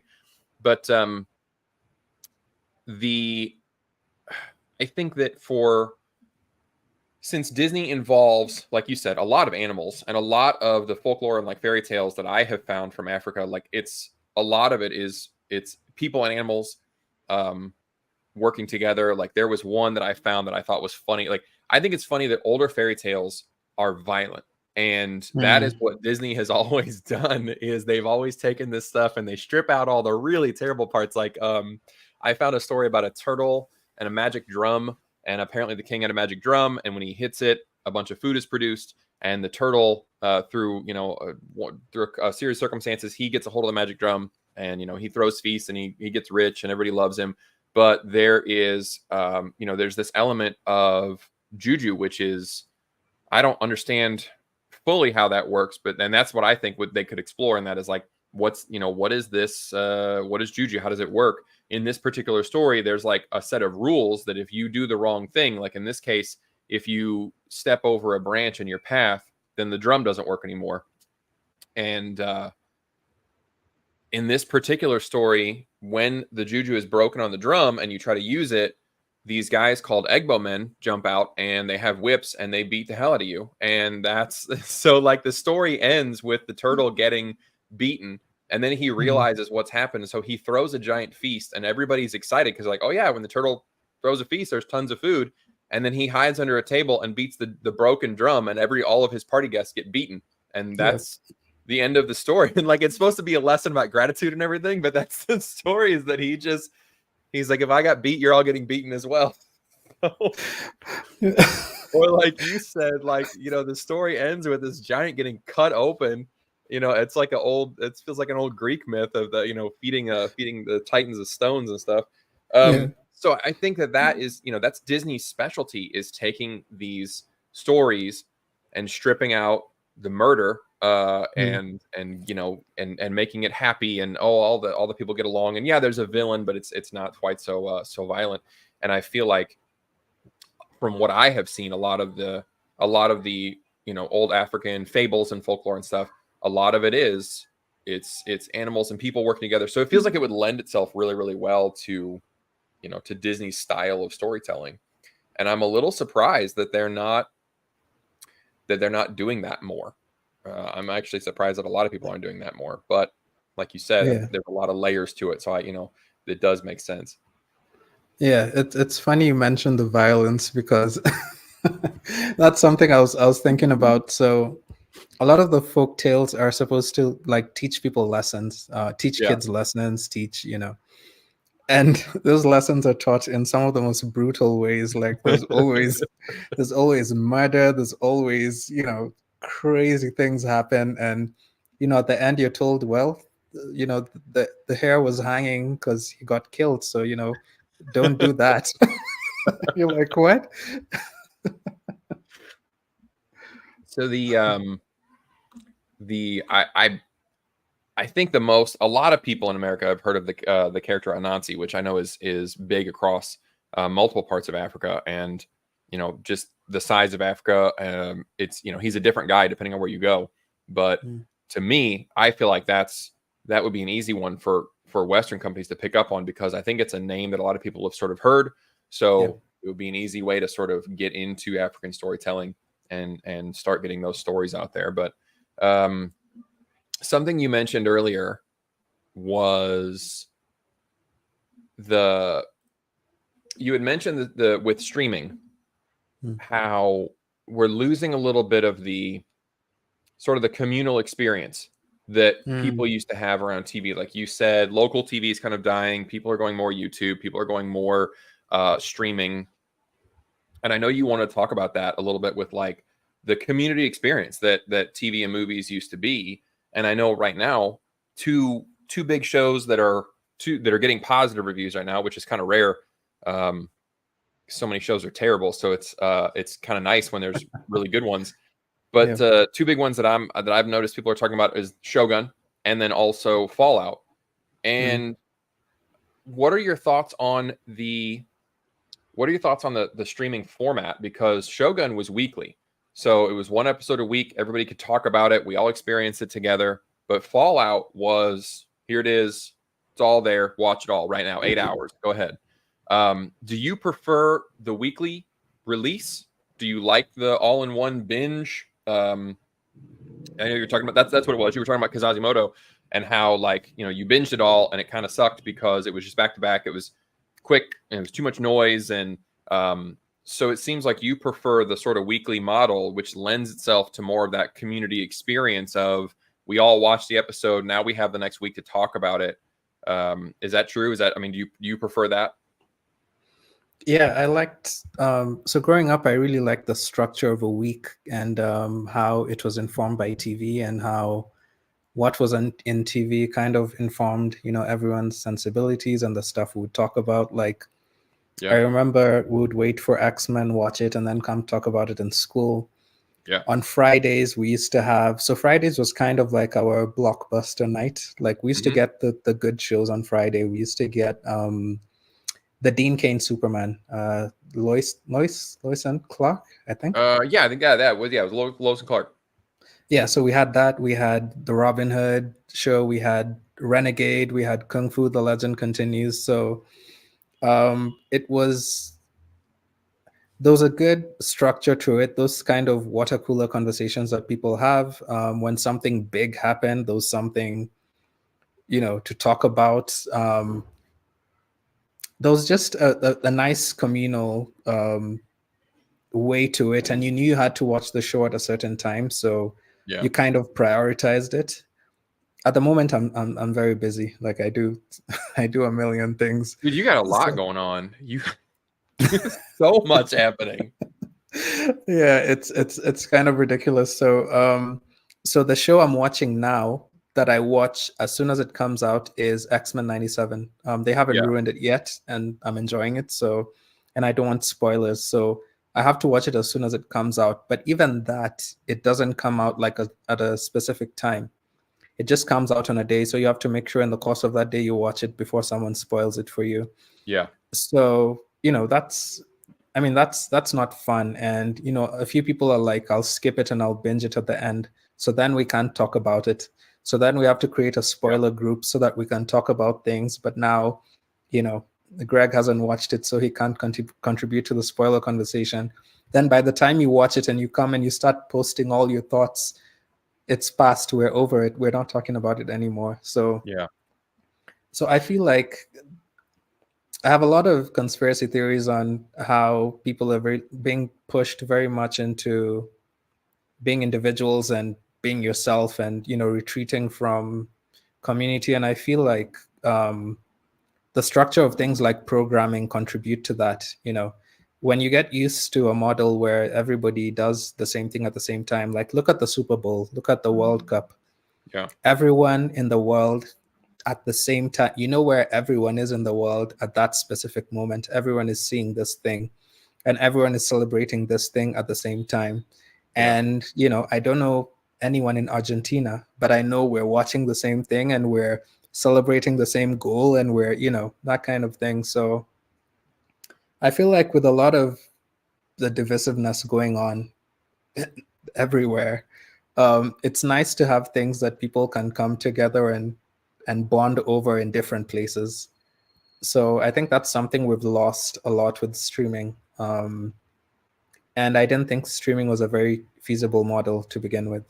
So I feel vindicated that it's kind of falling apart for some of them. I mean, I agree with you. Like the communal aspect of the way we used to watch TV is it's nice, and I mean I see the benefit of like the benefit of it being on streaming is that if you like in the old days, if you missed an episode, you like sorry you missed it. Like you better hope somebody taped it and you can borrow that tape because you don't get it. Whereas like Yeah. right now, you know, if Shogun comes out, it comes out on Tuesdays I think or Wednesdays it did. And you know whatever I was busy that day, but I can at least catch it Thursday or Friday, and I can still be part of the conversation. So there's that benefit. But Yeah. I agree with you that what I find myself doing, I'm one of the people that's like, well, I'm going to wait on it and I'll watch it all at the end. Because what I like to do is I like to try to pay attention to the discourse surrounding a show without getting spoiled too much. But I like to try to keep a finger on the pulse to see if it's even worth my time. And so that's where I'm at. And because so many shows are just really bad, now I'm jaded. And so when something like Shogun came out, I'm gonna wait 4 or 5 weeks to see is it generally positive reception, and then maybe I'll commit my time and I'll go ahead and watch it. But then I'm one of those people you're talking about where I'm finally getting into it 7 weeks late, and I'm telling people this is a great show, and they're like, "Yeah, we knew a month and a half ago. So welcome to the party. We've already talked about it. Now we don't want to talk about it anymore." So you kind of miss out on that community part of it. And I think Yeah. the other problem that I'm seeing with shows that are sort of you can tell they're made for streaming because there's no structure, and that's something that's been bothering me a lot for the last year or two. I've noticed it especially. I noticed it because when the One Piece live action came out, I didn't realize that a lot of shows had bad structure until I saw that show, and it has excellent structure. Like there's you can tell that it's written for a clear beginning and end to each episode. Each pair of episodes tells its own little story. Like I was blown away by how they structured the episodes and what happens in each episode to contribute to the whole season. Whereas a lot of stuff like we talked about Iwájú, that show feels like they made a 2 hour long movie and then they just kind of randomly chopped it up into 6 pieces and they were like, all right, we made a 6 episode thing. And each episode doesn't really feel like it doesn't feel like it contains its own small story. Like when we used to watch cartoons, or when we used to, any show, every episode had to stand on its own. It had to contribute to the whole show, the whole season, but it also had to be its own episode because you only watched it that one episode that week. So Yep. it had to feel like its own thing that fit into a larger thing. Whereas right now, I feel like a lot of these shows they're made to just be binged. And so I feel like there's less skill in structuring them and in writing them because they just think, we have 8 hours to tell this whole story and then we'll just cut it up. Maybe one episode will be 30 minutes, one episode will be an hour and 15 minutes. Who cares? And so I think some of that structure talent is missing. And that's my big problem with it. I like that you mentioned that. That's actually something I wanted to say. So before, when the show had to find its way onto TV in a very limited, like those very limited slots for shows, and you had to be kind of the best of the best to get on TV. Yeah. You had to make good shows. But when you create a streaming platform that just needs to be full, it doesn't matter, it's kind of like Steam and how, dump your game in there. It doesn't matter whether it's good, whether it's bad, dump it in there. So you end up with a service that's just full of, mediocre Yeah. stuff, and then you have to dig very far to get to the good stuff. And ultimately, I feel like it waters down the medium, it waters down the creative talent, and it makes it less of an aspirational position to get into, because if you watch something and you're like, this clueless people are able to stream on Disney Plus, like this is supposed to be the peak of entertainment. So if they Yeah. can do it, then I can do it. It doesn't take much talent to get there. So I feel like it waters down the art form, and it's overall worse for media. I agree. I think you hit the nail on the head with like that. To me, that's how Netflix feels a lot, or a lot of these streaming services. It feels like Netflix, especially to me, feels like they'll make any show. They don't care, Yep. and they'll give it one season, and if it takes off, great, wonderful. They've got a hit on their hands. Stranger Things, I feel like was one of those. Like it took off, and they're like, great, now we'll pour more money into it, and we'll get you a second, third, fourth season. But it feels like a problem that I've had with Netflix shows is, and again, this is like a self-fulfilling prophecy where I don't really want to watch the first season of an original Netflix show because I don't want to get invested into it Yep. if they're not going to stick with it. But then Yep. because people like me are not watching it, it's not successful, so they don't continue it. So it's like, Yep. yeah, it's a chicken and egg problem where are they failing because they're bad? Are they failing because people don't want to watch them? But I think you're absolutely right where making a show used to be a prestigious thing, and now it feels like I like Netflix, especially to me, it feels like they'll make anything. They don't care. Yep. They just, yeah, sure, we got money, we'll make it. We'll get you a season. And it almost feels like if you're lucky enough that it takes off and it's viral, then great, we'll get you more money. But if it doesn't, well, okay, we wasted money on one season, but whatever. Like you said, at least Netflix, when you scroll through, it looks like there's tons and tons of shows to watch. So it seems like it's a good value when in Yeah. reality, it's full of mostly garbage. Yeah. Yeah. And I mean, I really like YouTube. I enjoy YouTube. There's so many creators that I find that I like, but Mm-hmm. sometimes when you feel like finding new content, you want to see something different from what you've been seeing. Either you'll be seeing a lot of the stuff you've already seen, or stuff you're not interested, or topics that you've watched to death. Yeah. And when you're trying to find new ones, you have to dig through so much, because the barrier to entry is so low. So yeah, when you apply that now to filmmaking and making shows and stuff, which should be the pinnacle of entertainment, then it just becomes, it devalues the art. I actually don't watch a lot of shows anymore. Like, Yeah. I also kind of wait to hear what's the discourse on the whole thing, because I don't want to get invested and then Yeah. you pull the rug from under me at some point, or you change the story with inconsistence. Yeah, I was about to go on a very angry Thor related Taika Waititi rant, but yeah, there's times it feels like people hate Thor the Dark World, but I enjoyed it myself. But when we got to the next movie that everyone liked, for me, the fact that he discarded the Warriors 3 so casually, for me, was a huge problem. And people were saying that, it's whatever, they were not that important. But for me, it doesn't matter whether you like the characters or not. It's the integrity of the story. If you Yeah. discard that aspect of the story, then moving forward, you're not going to respect anything more. And so when you're watching shows now, you'll get hooked, and by season 3, CW shows, by the third season, everything goes off the rails and you feel like you've wasted your time. So CW especially. yeah. But I mean, well, you're absolutely right, because we're seeing now that lack of respect for the MCU, and the audience is no longer there anymore because they didn't respect the characters. So the audience feels like, well, why should we respect the stories and the characters that you're telling? And now the Yeah. audience is kind of fading away because the studio didn't take it seriously. Why should we? So you're Yeah. absolutely right. Yeah, it will So be very difficult to get me back to that one, honestly, because I feel like they have broken it beyond repair. Like, it's very difficult for them to get me back, unless you say this whole part was Natasha's fever dream when she fell off the cliff, and it didn't happen. what I'm what I what I'm hoping for, I know it's not going to happen, but what I'm hoping for is that this summer they've got the Deadpool Wolverine movie coming out, and I guess Deadpool's supposed to go to the TVA, and I think a lot of people are just like, maybe he'll go to the TVA and he'll steal a time travel device, and he'll go back and just murder everybody that happened after Endgame, Oh. and then they'll just start over. And if they did that, I'm with you. I would be like, all right, I'm reinvested. I'm ready to see the news stories. But right now, I'm not excited about it. I So didn't even think of that. That might appeal to me. that would be fantastic.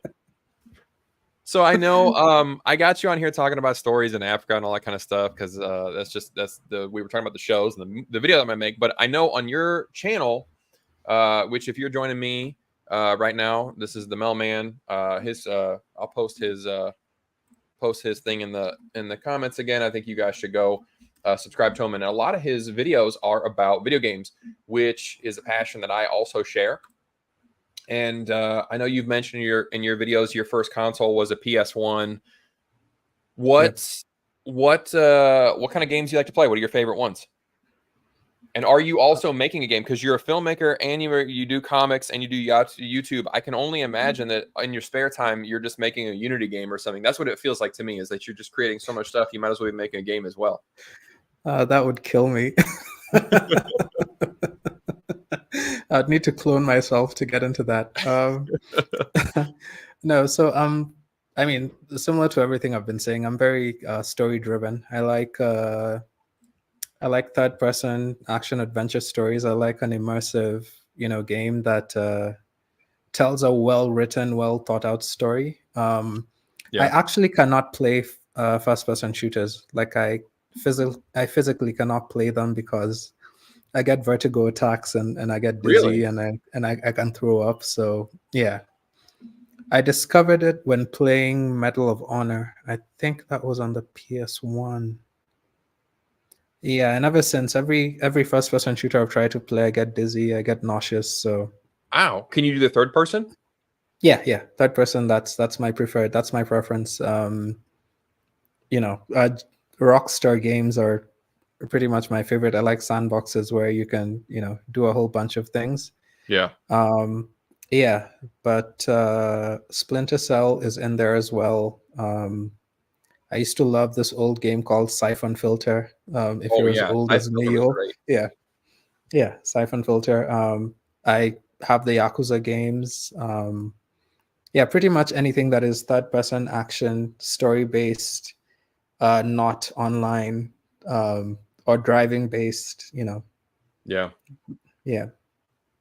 What about you? The online thing is, I'm with you on that one. It drives me crazy that everything has to be online these days. Mm. I'm interested in what you make of. There was this story that came out just a few weeks ago, and there is I don't know, a new zoo is the name of this company that does reports on the gaming industry or whatever, and Mm. they reported that most, like 60% or more of the playtime in 2023 were on games that were older, 6 years old or more. And they put out a nice handy chart here. Can I get this bigger? There we go. There we go. Of course, Fortnite leads the charts and everything. That's number one play. My kids are out in the living room playing Fortnite right now as we speak, as a matter of fact. So if you hear any Mm. loud noises, that's just them. But it's weird looking at this Mm. chart because these games are all older. Like, gamers are not loving new games as Yep. much. I mean, there's obviously some standouts. Baldur's Gate 3 last year was a huge one. Diablo 4 had millions and millions of players. Like, you got a couple of single player standouts, but for the most part, when you look at this chart, I mean, this stuff it's still online stuff. So Mm. what do you make of people not liking the newer games but still liking the online thing? What do you think it is? What do you think about newer games is it that people are not wanting to pay for?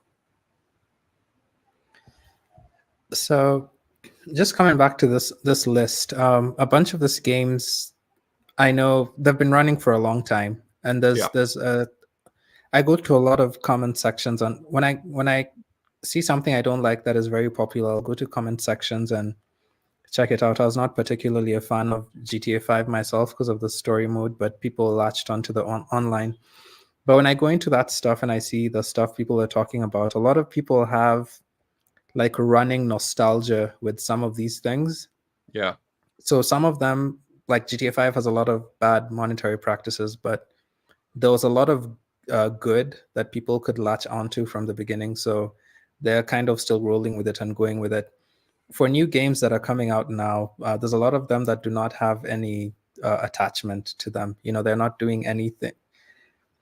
How do I put this? They're not a very good proposition. They look scummy, and I think people have gotten more aware that a lot of the game industry, people are just trying to take advantage, selling, you know, loot boxes and season passes and things which traditionally would have been, you know, with the base game. Like if a game had an expansion, you got a full game that had, you know, a very sizable chunk of playing time, and then, you know, they latched on something at the end as DLC, and it felt like this was a dedicated thing that they've added to the game just for the benefit of the players. It didn't feel like they took something away to monetize from you later.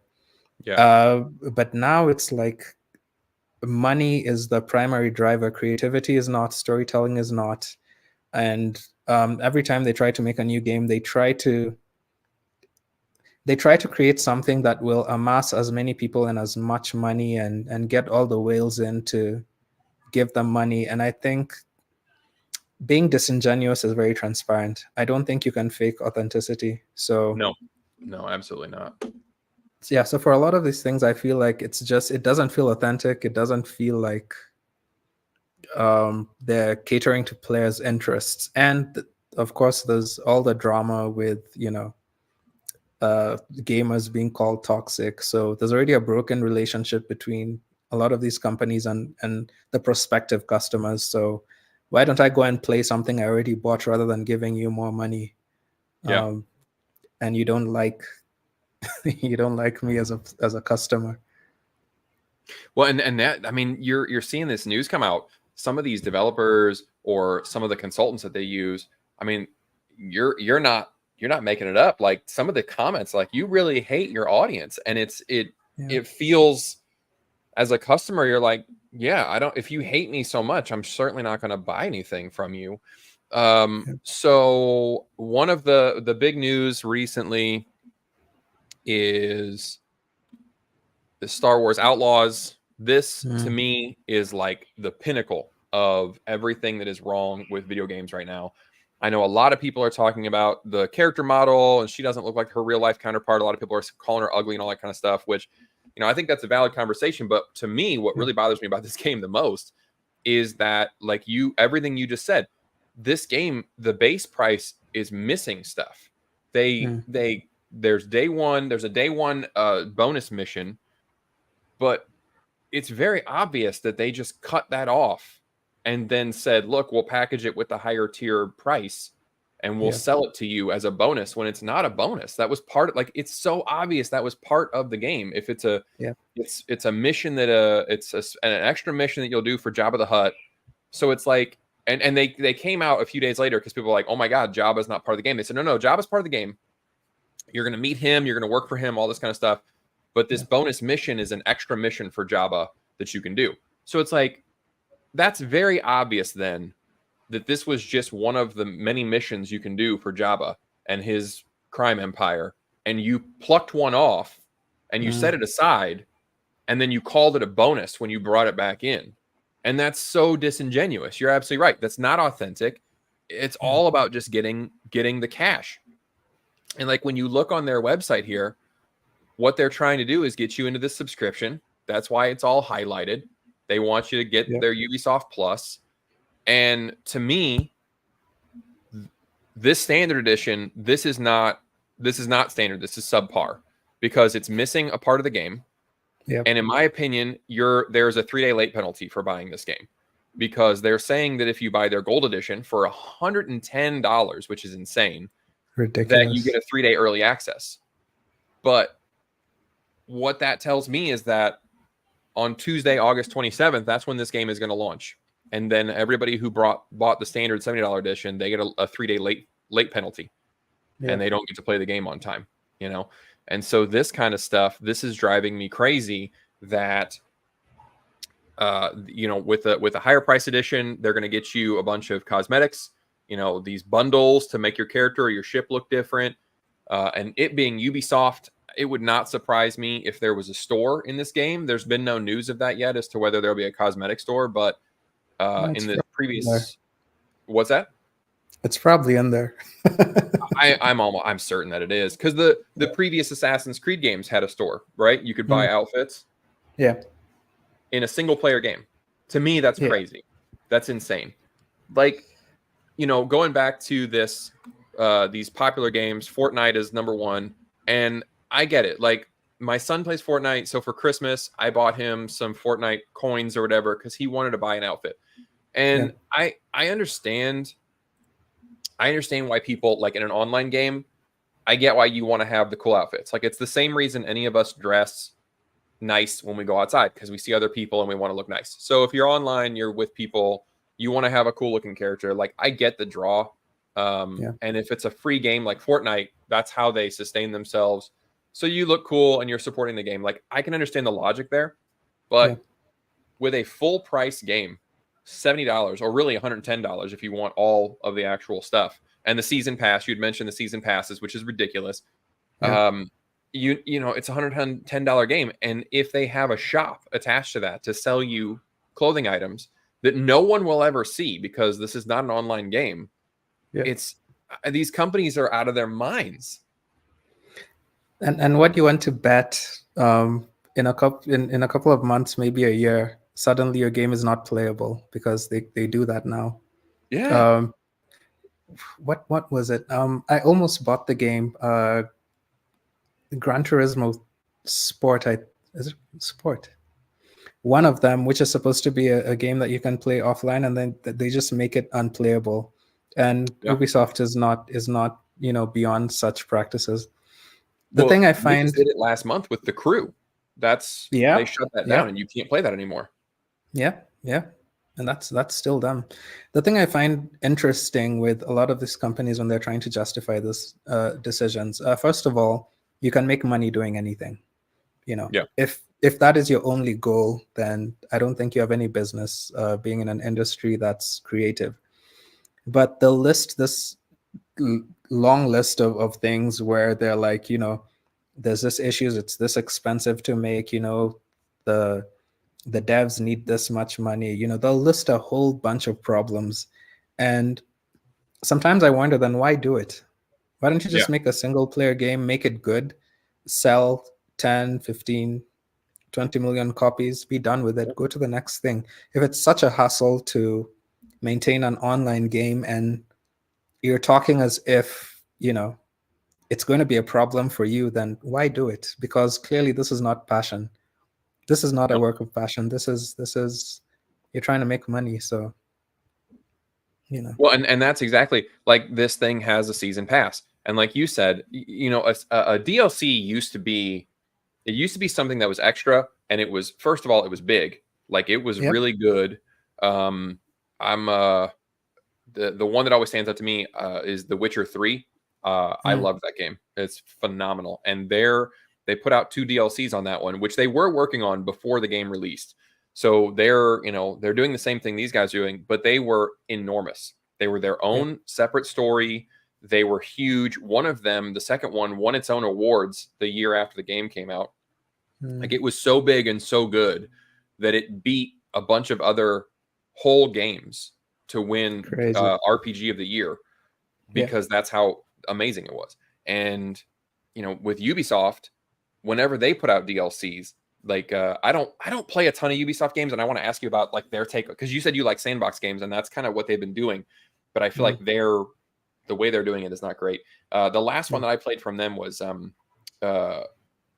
Immortals Phoenix Rising, or Phoenix Immortals Rising or something, which was supposed to be called Gods and Monsters, which I think would have been better, but they got sued over that, which was hilarious. But I liked that game. That's I thought it was a lot of when fun. I was interested. I was interested when it was Gods and Monsters. When they changed the name, I kind of fell off. So I never played it. They got sued by Monster energy drinks because they said that you're using the name Monster, and the customers will get confused. Like, it was the goofiest lawsuit. I guess they just thought, well, we don't want to fight this and drag it out. We'll just change the name. But I think it hurt them real bad at it, because I think you're absolutely right. The name Gods and Monsters was super cool, and it really it lets you know, like, this is a Greek mythology game. But I did play that one, and it was really fun. But I played the DLC, and the DLC was there were 3 DLCs, and one of them was the same game. They just reskinned it into like an Asian theme, but it was the exact same game. It's lazy stuff like that really bothers me, and Ubisoft seems to be really bad about it. So you said you Yeah. like the sandbox games. Have you played any of their recent stuff? Have you played any of their recent like Assassin's Creed is getting very open world. Their what else are they? Let me take a look real quick at what else they have. This They have the Watch Dogs games. They Yep, have. that's very open world. Assassin's Creed is very open world. Far Cry, those are very open world. They did a Um, sports one where I think that was online, where you're like on a mountain and you can cycle, ski, do a bunch of different things. oh yeah, I remember that one. Steep is what it was. Steep, yeah, yeah. Skull and Bones just came out. That's a big open world pirate game. So you said Mm. you like the sandbox games. Do you like their take on it? Do you play any of these, or do you like other companies' take on the open world sandbox? Yeah, I kind of despise Ubisoft's open world approach. You're not alone on that one.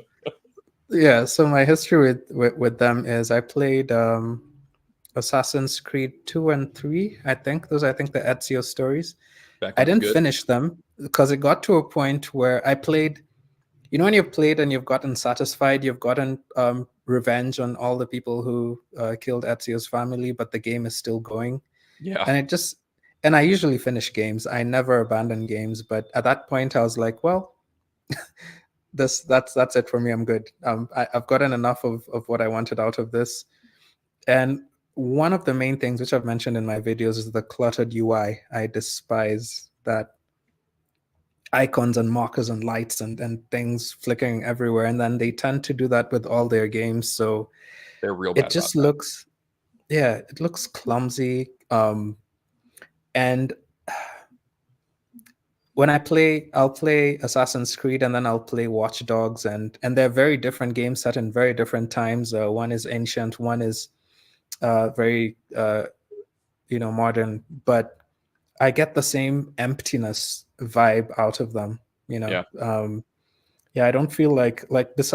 They put a lot of work into recreating, fictional cities and whatever, and even modern cities with Watch Dogs Legion with London. But I feel like all the resources go into building the world, and then that's it.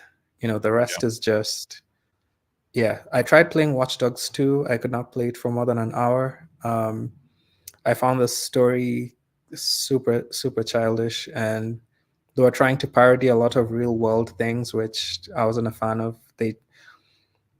Yeah, it felt like the meme for, how do you do, fellow kids? Like, I was getting a lot of those vibes when I played Watch Dogs 2.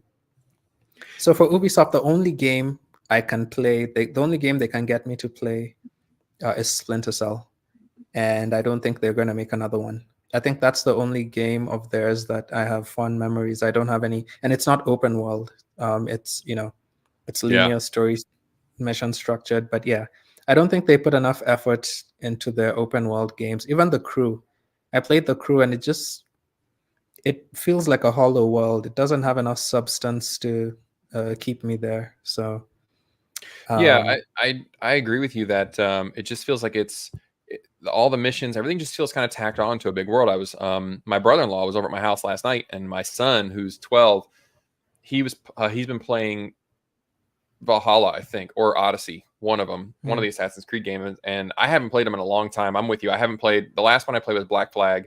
I thought it was great, and I just haven't really same. played them since then. And I was Mm, asking him, I said, "Hey man, did you?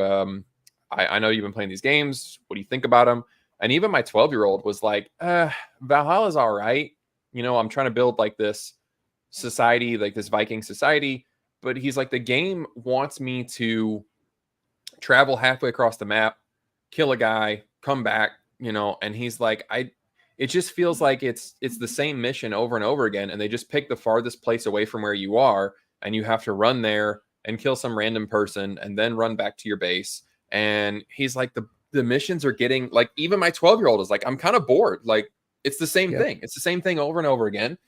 I watched him play Odyssey one time, and you're absolutely right. The UI it was ridiculous. The compass across the top was Yeah. full of icons. There was no way to tell which way you were going, or how far away something was, or how important something was. Like, everything on the map was on this UI. There were all Yeah. these mission boxes that were on the one side. the whole bottom right corner was, you know, the character icon and his different weapons and abilities and stuff. Like half the screen was all taken up with crap. And then Yep. the world itself was full of nonstop motion and just clutter and noise. And Yep. they're so full of stuff that they're boring, which is a very strange thing. Yeah, and then they want to tell a deep story, which because of all that noise, you can't quite follow it. Like I would get to points where I get to a cutscene and someone is talking, and I'm like, "What is this guy talking about?" I don't even remember. I don't Who even knows the remember how I got character? here or who this person is. You know, it got to that point, and I usually pay attention because I really like story, but it got to a point where I'm like, I have no idea what any of this is, and I'm just bored. Yeah.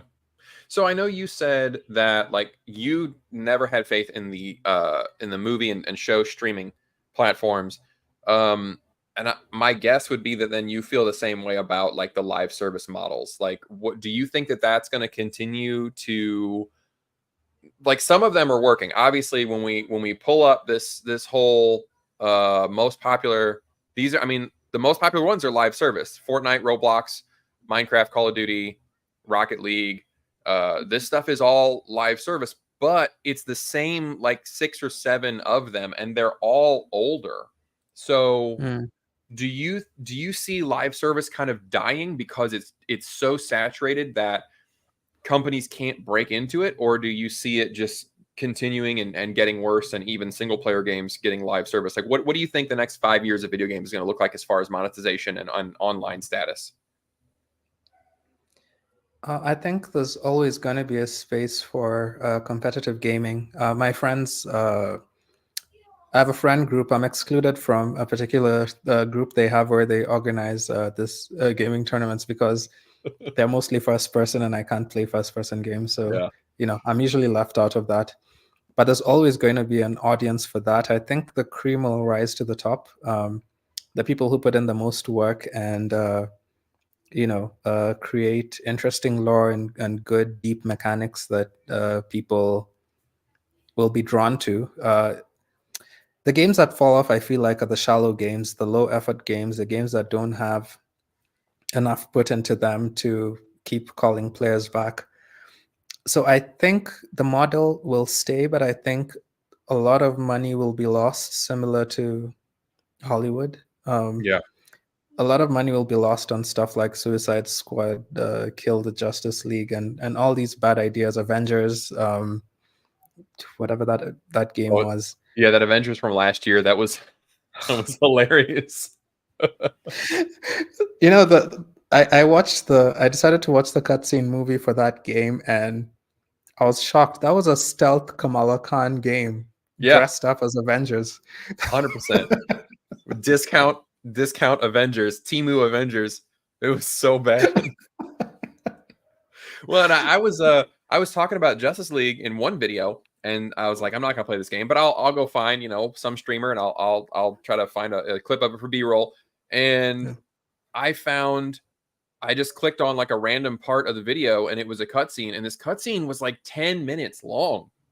Like some of Jeez. these games are just cutscenes. And then Mm, it finally got around to some combat, and the combat looked, you know, the most basic. There's 25 spongy enemies, and like you don't really have to do any, there's no strategy. You just punch them all and they eventually die, and then you move on to the next cutscene. And like just yeah. watching the gameplay looked so boring. I can't imagine playing that game. And I remember watching footage of the Avengers as well, and it looked the same thing. It was like this looks like I would get bored of this in 10 minutes. This is awful. Yeah, that actually looked terrible from the beginning. So there's a criticism I've put in a bunch of my gaming videos where I talk about this approach to trying to approximate the real world in a lot of games and trying to go for realism, at the expense of creativity and innovation. And I've just gone blank. There's something you were saying that led me to going down this point. Let's see. I was talking about the cutscenes. I was talking about the Yes, the game gameplay. cutscenes. The cutscenes. So this attempt that they have, that they're trying to make movies. It's like they're Yeah. trying to make movies and couch them as games. And So you end up with much longer cutscenes because and those become very indulgent, and it gets to a point where you're like, the thing that separates gaming from film and comics and everything else is how engaging it is. You're Yeah. supposed to participate, you know. You're not supposed to be clicking through QTEs and watching a 10-minute cutscene and going back to a bunch of QTEs, because the only way they could tell this portion of the story was to make it look like a movie. And the only Yeah. way to sell it like a movie is to put you through cutscenes and make you not play. So it's very frustrating.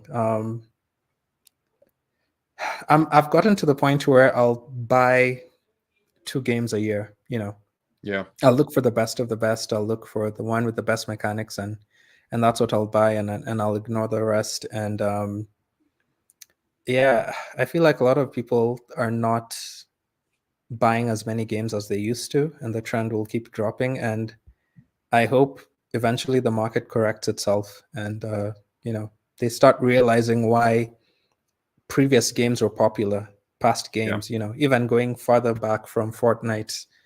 Uh, you know, I don't know. Have you played the GTA games?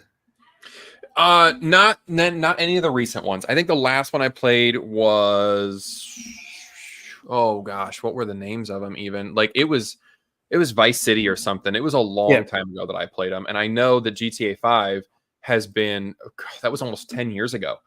And you can yeah, tell when Rockstar discovered they could sell additional content because they haven't made a game since, and they just kept yeah. selling new stuff for GTA 5. Exactly. So if you look at the GTA 3, Vice City, and San Andreas, and even GTA 4, which was quite good, and compare it to GTA 5, they are completely different. Like, it feels like the soul is starting to get sucked out of the GTA games. GTA 5 is kind of like a movie. It's a glorified movie, Yeah, you know, with some gameplay mechanics. And there's a freedom that is missing that the previous games used to have. So I don't know. I think in the next 5 years, a lot of companies will lose a lot of money, and hopefully the industry will reset and start catering to players. You know, and I treat your certainly hope so. customers well. That's obvious. I'm interested to see. I think a lot of indie games are going to be big. I think that's going to be. I think a lot of people are moving away Mm. from AAA or now. What was the company that called their game a quadruple A game? It's comical. Ah, yeah. What was that? Which one was that? It was ridiculous. The got $10 from Evan. Thank you so much, Evan. Uh, the who was it? It was Ubisoft. No, wait, no, it Is it wasn't. Skull and Bones? I think it was Skull and Bones. I think it was them. They were like, "This is the first quadruple A game," and it was so ridiculous. So Oh boy. we're almost out of time. The last thing I want to ask you about with games, like a similar streaming, what are your thoughts on subscription services to games? Do you think that's good for gaming? Do you think that it's going to lead more to like a Netflix style where everything is very shallow and they're just putting up crap just to fill the subscriptions out? Like for me personally, I see a little benefit to it because there are certain games that I don't think I would ever take a risk on. Like right now, I am obsessed with this game Tunic. It's it's Mm. like it's like Zelda with a little Dark Souls element. Your little fox guy, and I tried playing it. I think the beginning of it is not great design, but after you get the first weapon, I think they made it a little too hard at the very beginning. But I'm there's a hidden layer to that game that later on it reveals to you, and then it's kind of a sort of like a Metroidvania in that you're gonna go. I'm scouring the map looking for these secrets that I didn't know were hidden right in front of me the entire time. And this game is like I can't get away from it. It's the kind of game that just I love this feeling like it grabs you, and I just don't want to do anything else but try to discover all these little secrets and find every little corner of the map and really dig into it. I'm loving this game. And so to me, that's a benefit of subscriptions because I don't think I ever would have paid for that game. It just looks like kind of a indie Zelda. I'm like, okay, that's cool looking, but I don't know that I would pay, $20 for that. But with like an Xbox Game Pass subscription, I thought, well, it's not costing me anything. I'll give it a shot. And then I fell in love with it. So that's one of the benefits, but I can see some of the cons as well. What are your thoughts? Do you think that game subscription services are good overall, or do you think that they're going to lead us to a bad place? So I think subscriptions in general are horrible. But I have a counter. I have a counter, an old school counter to your benefit. Bring back demos. Yes. Bring back demos. We don't Well, need subscriptions. PlayStation Bring has back demos, but demos. they make you pay for their top. I'm so mad at PlayStation about it. They have a 3-tiered subscription service, and the top tier gets you demos for like 2 hours. Like, no, no, no. I'm sorry, I interrupt you. I got mad about that suddenly, but yeah, you're right. Demos. No, but that's actually contributing to the point I wanted to make. So for me, old school gamer, whatever, I like the idea that I get my games, I play them when I want to. I despise the idea that I need to connect to the internet or I need to do something extra to play a game that I bought. And that's why I'm very big on physical media. I like buying my media. I like there are places here. Fortunately, there's places where I can test a game. There's people who sell games here, retailers, and they can allow me to have a look at the game before I buy it. Yeah. So the stuff like that. I like demos. I watch gameplay videos on YouTube. If something grabs me enough, I'll go out and buy it. I feel like just in general, this is going slightly outside of gaming, but we cede so much control of everything, in life, whether it's your bank account, you have no control over what will happen, whether it's any of the payments you're making. So I feel like when we come to things like gaming, ceding control to another company, for something which ideally you should have control over is something I don't like. I really do not like. And you find a lot of the subscription models are on things which we used to own before, whether it's Yeah. Adobe, Creative Cloud, whether it's anything. So they've just found a way to make us own nothing and be happy. Yeah. Yep. That's the plan. That's what they say they were going to do. Yeah, I want to own my games. Well, and you bring the demos is such a good point because I know, like you said, your first console is PS1. That was one of my first ones, and I used to get PlayStation Magazine, and it came with a demo CD every month, and Yep. that was like one of the best parts of PlayStation Magazine. You would get this demo CD, and Yep. I remember when I was a kid, like I played demos of games, and I got so pumped. Like Tony Hawk's Pro Skater was on the demo disc, and it was so amazing that I was like, when this game comes out, I need to buy this. Yeah.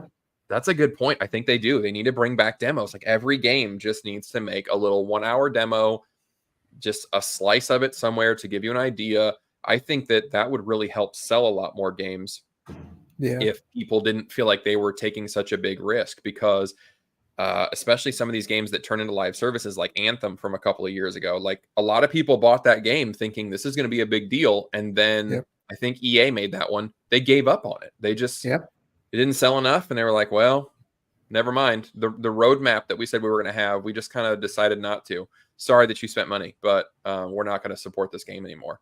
And so it's just dead now, and you have this unfinished game that you paid for, and it's terrible.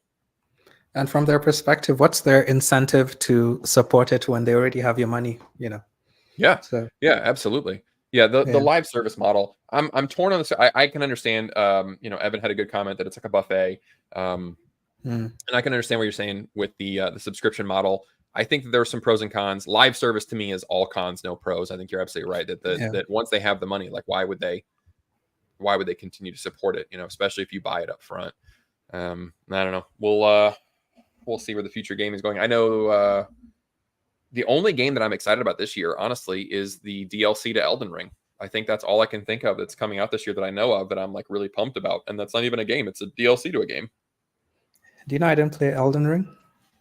I'm trying to get into FromSoft games. I haven't gotten into them yet. I love them. I know they're they're very polarizing. It's a love or hate thing. So I don't do the whole elitist, like if you don't like FromSoft, it's because you suck. Like, nah, it's just not for like I don't like sports games. So like it's just not for everybody. But they are some of my favorite. I'm a huge fan of them, and I can't wait for that one to come out. June 21st. It's on my calendar. Nice. But to that point, I need to start expanding my Horizons. That's a pun. I played Horizon Zero Dawn because it was on offer. Like I went to the shop and there was like 200 copies there, and they gave it to me like super cheap, like $10 or something. Nice. Yeah, so I went and played it, and it's a game I would never have played otherwise. And it turned out to be, I think, my favorite game on the PS4. So I liked yeah, that one a lot. Did you try the sequel? no. I bought the sequel, and I regret I bought it for like a high. I think I might have bought it for full price because I liked the first Oh game so wow. much. And I got to tell you, that sequel is boring. I haven't finished it. I just re-downloaded it recently because I thought, well, I paid for it. I might as well try to play it. Like I'll come back to. I'll try to play a little more. That one is not great. It's just I don't know. It didn't Yeah. pull me in the way the first one did. Yeah, I didn't like Well, the discourse around it, so I let it go. I'll maybe I'll get to it at some point. yeah. Well, one day it'll be free. It'll be $10 or something, so it'll be super cheap. Yeah. Well, anyway, Mel, I gotta let you go. I'm out of time. I gotta go do stuff with my kids. Mhm. Yep. I really, really appreciate you coming on, giving me the insights into different types of storytelling and stuff. I just really, really appreciate that. Thank you, everybody, for engaging in the comments and watching us. If you have not already subscribed to Mel, go check him out. He does videos on pop culture, videos, TV or movies, TV shows, especially video games. He's got comics that are going to be coming out soon that he's got under wraps right now. How long do you think it's going to be before you want to make an announcement on those? So 3 months from now. So I am like 20 pages from completing it. So yeah. So there you go. You guys can get it on the ground floor. You can start following Mel now and say that you knew about him before he released these comics and everything. And he does short films. The guy's creative all over the map. So make sure you subscribe to him. His videos are very funny, very entertaining, and also very informative. So I really, really appreciate you reaching out, Mel, and coming on and talking to me for a while. Anything you want to say before we go out? No, thank you so much for having me on. This was a good conversation. I love your videos, and just grateful for the time, and yeah, and for pushing my channel to new potential subscribers. Yeah, just appreciate it a lot. Well, thank you so much, and we'll talk again in the future. Yep. Thanks, everybody in the comments.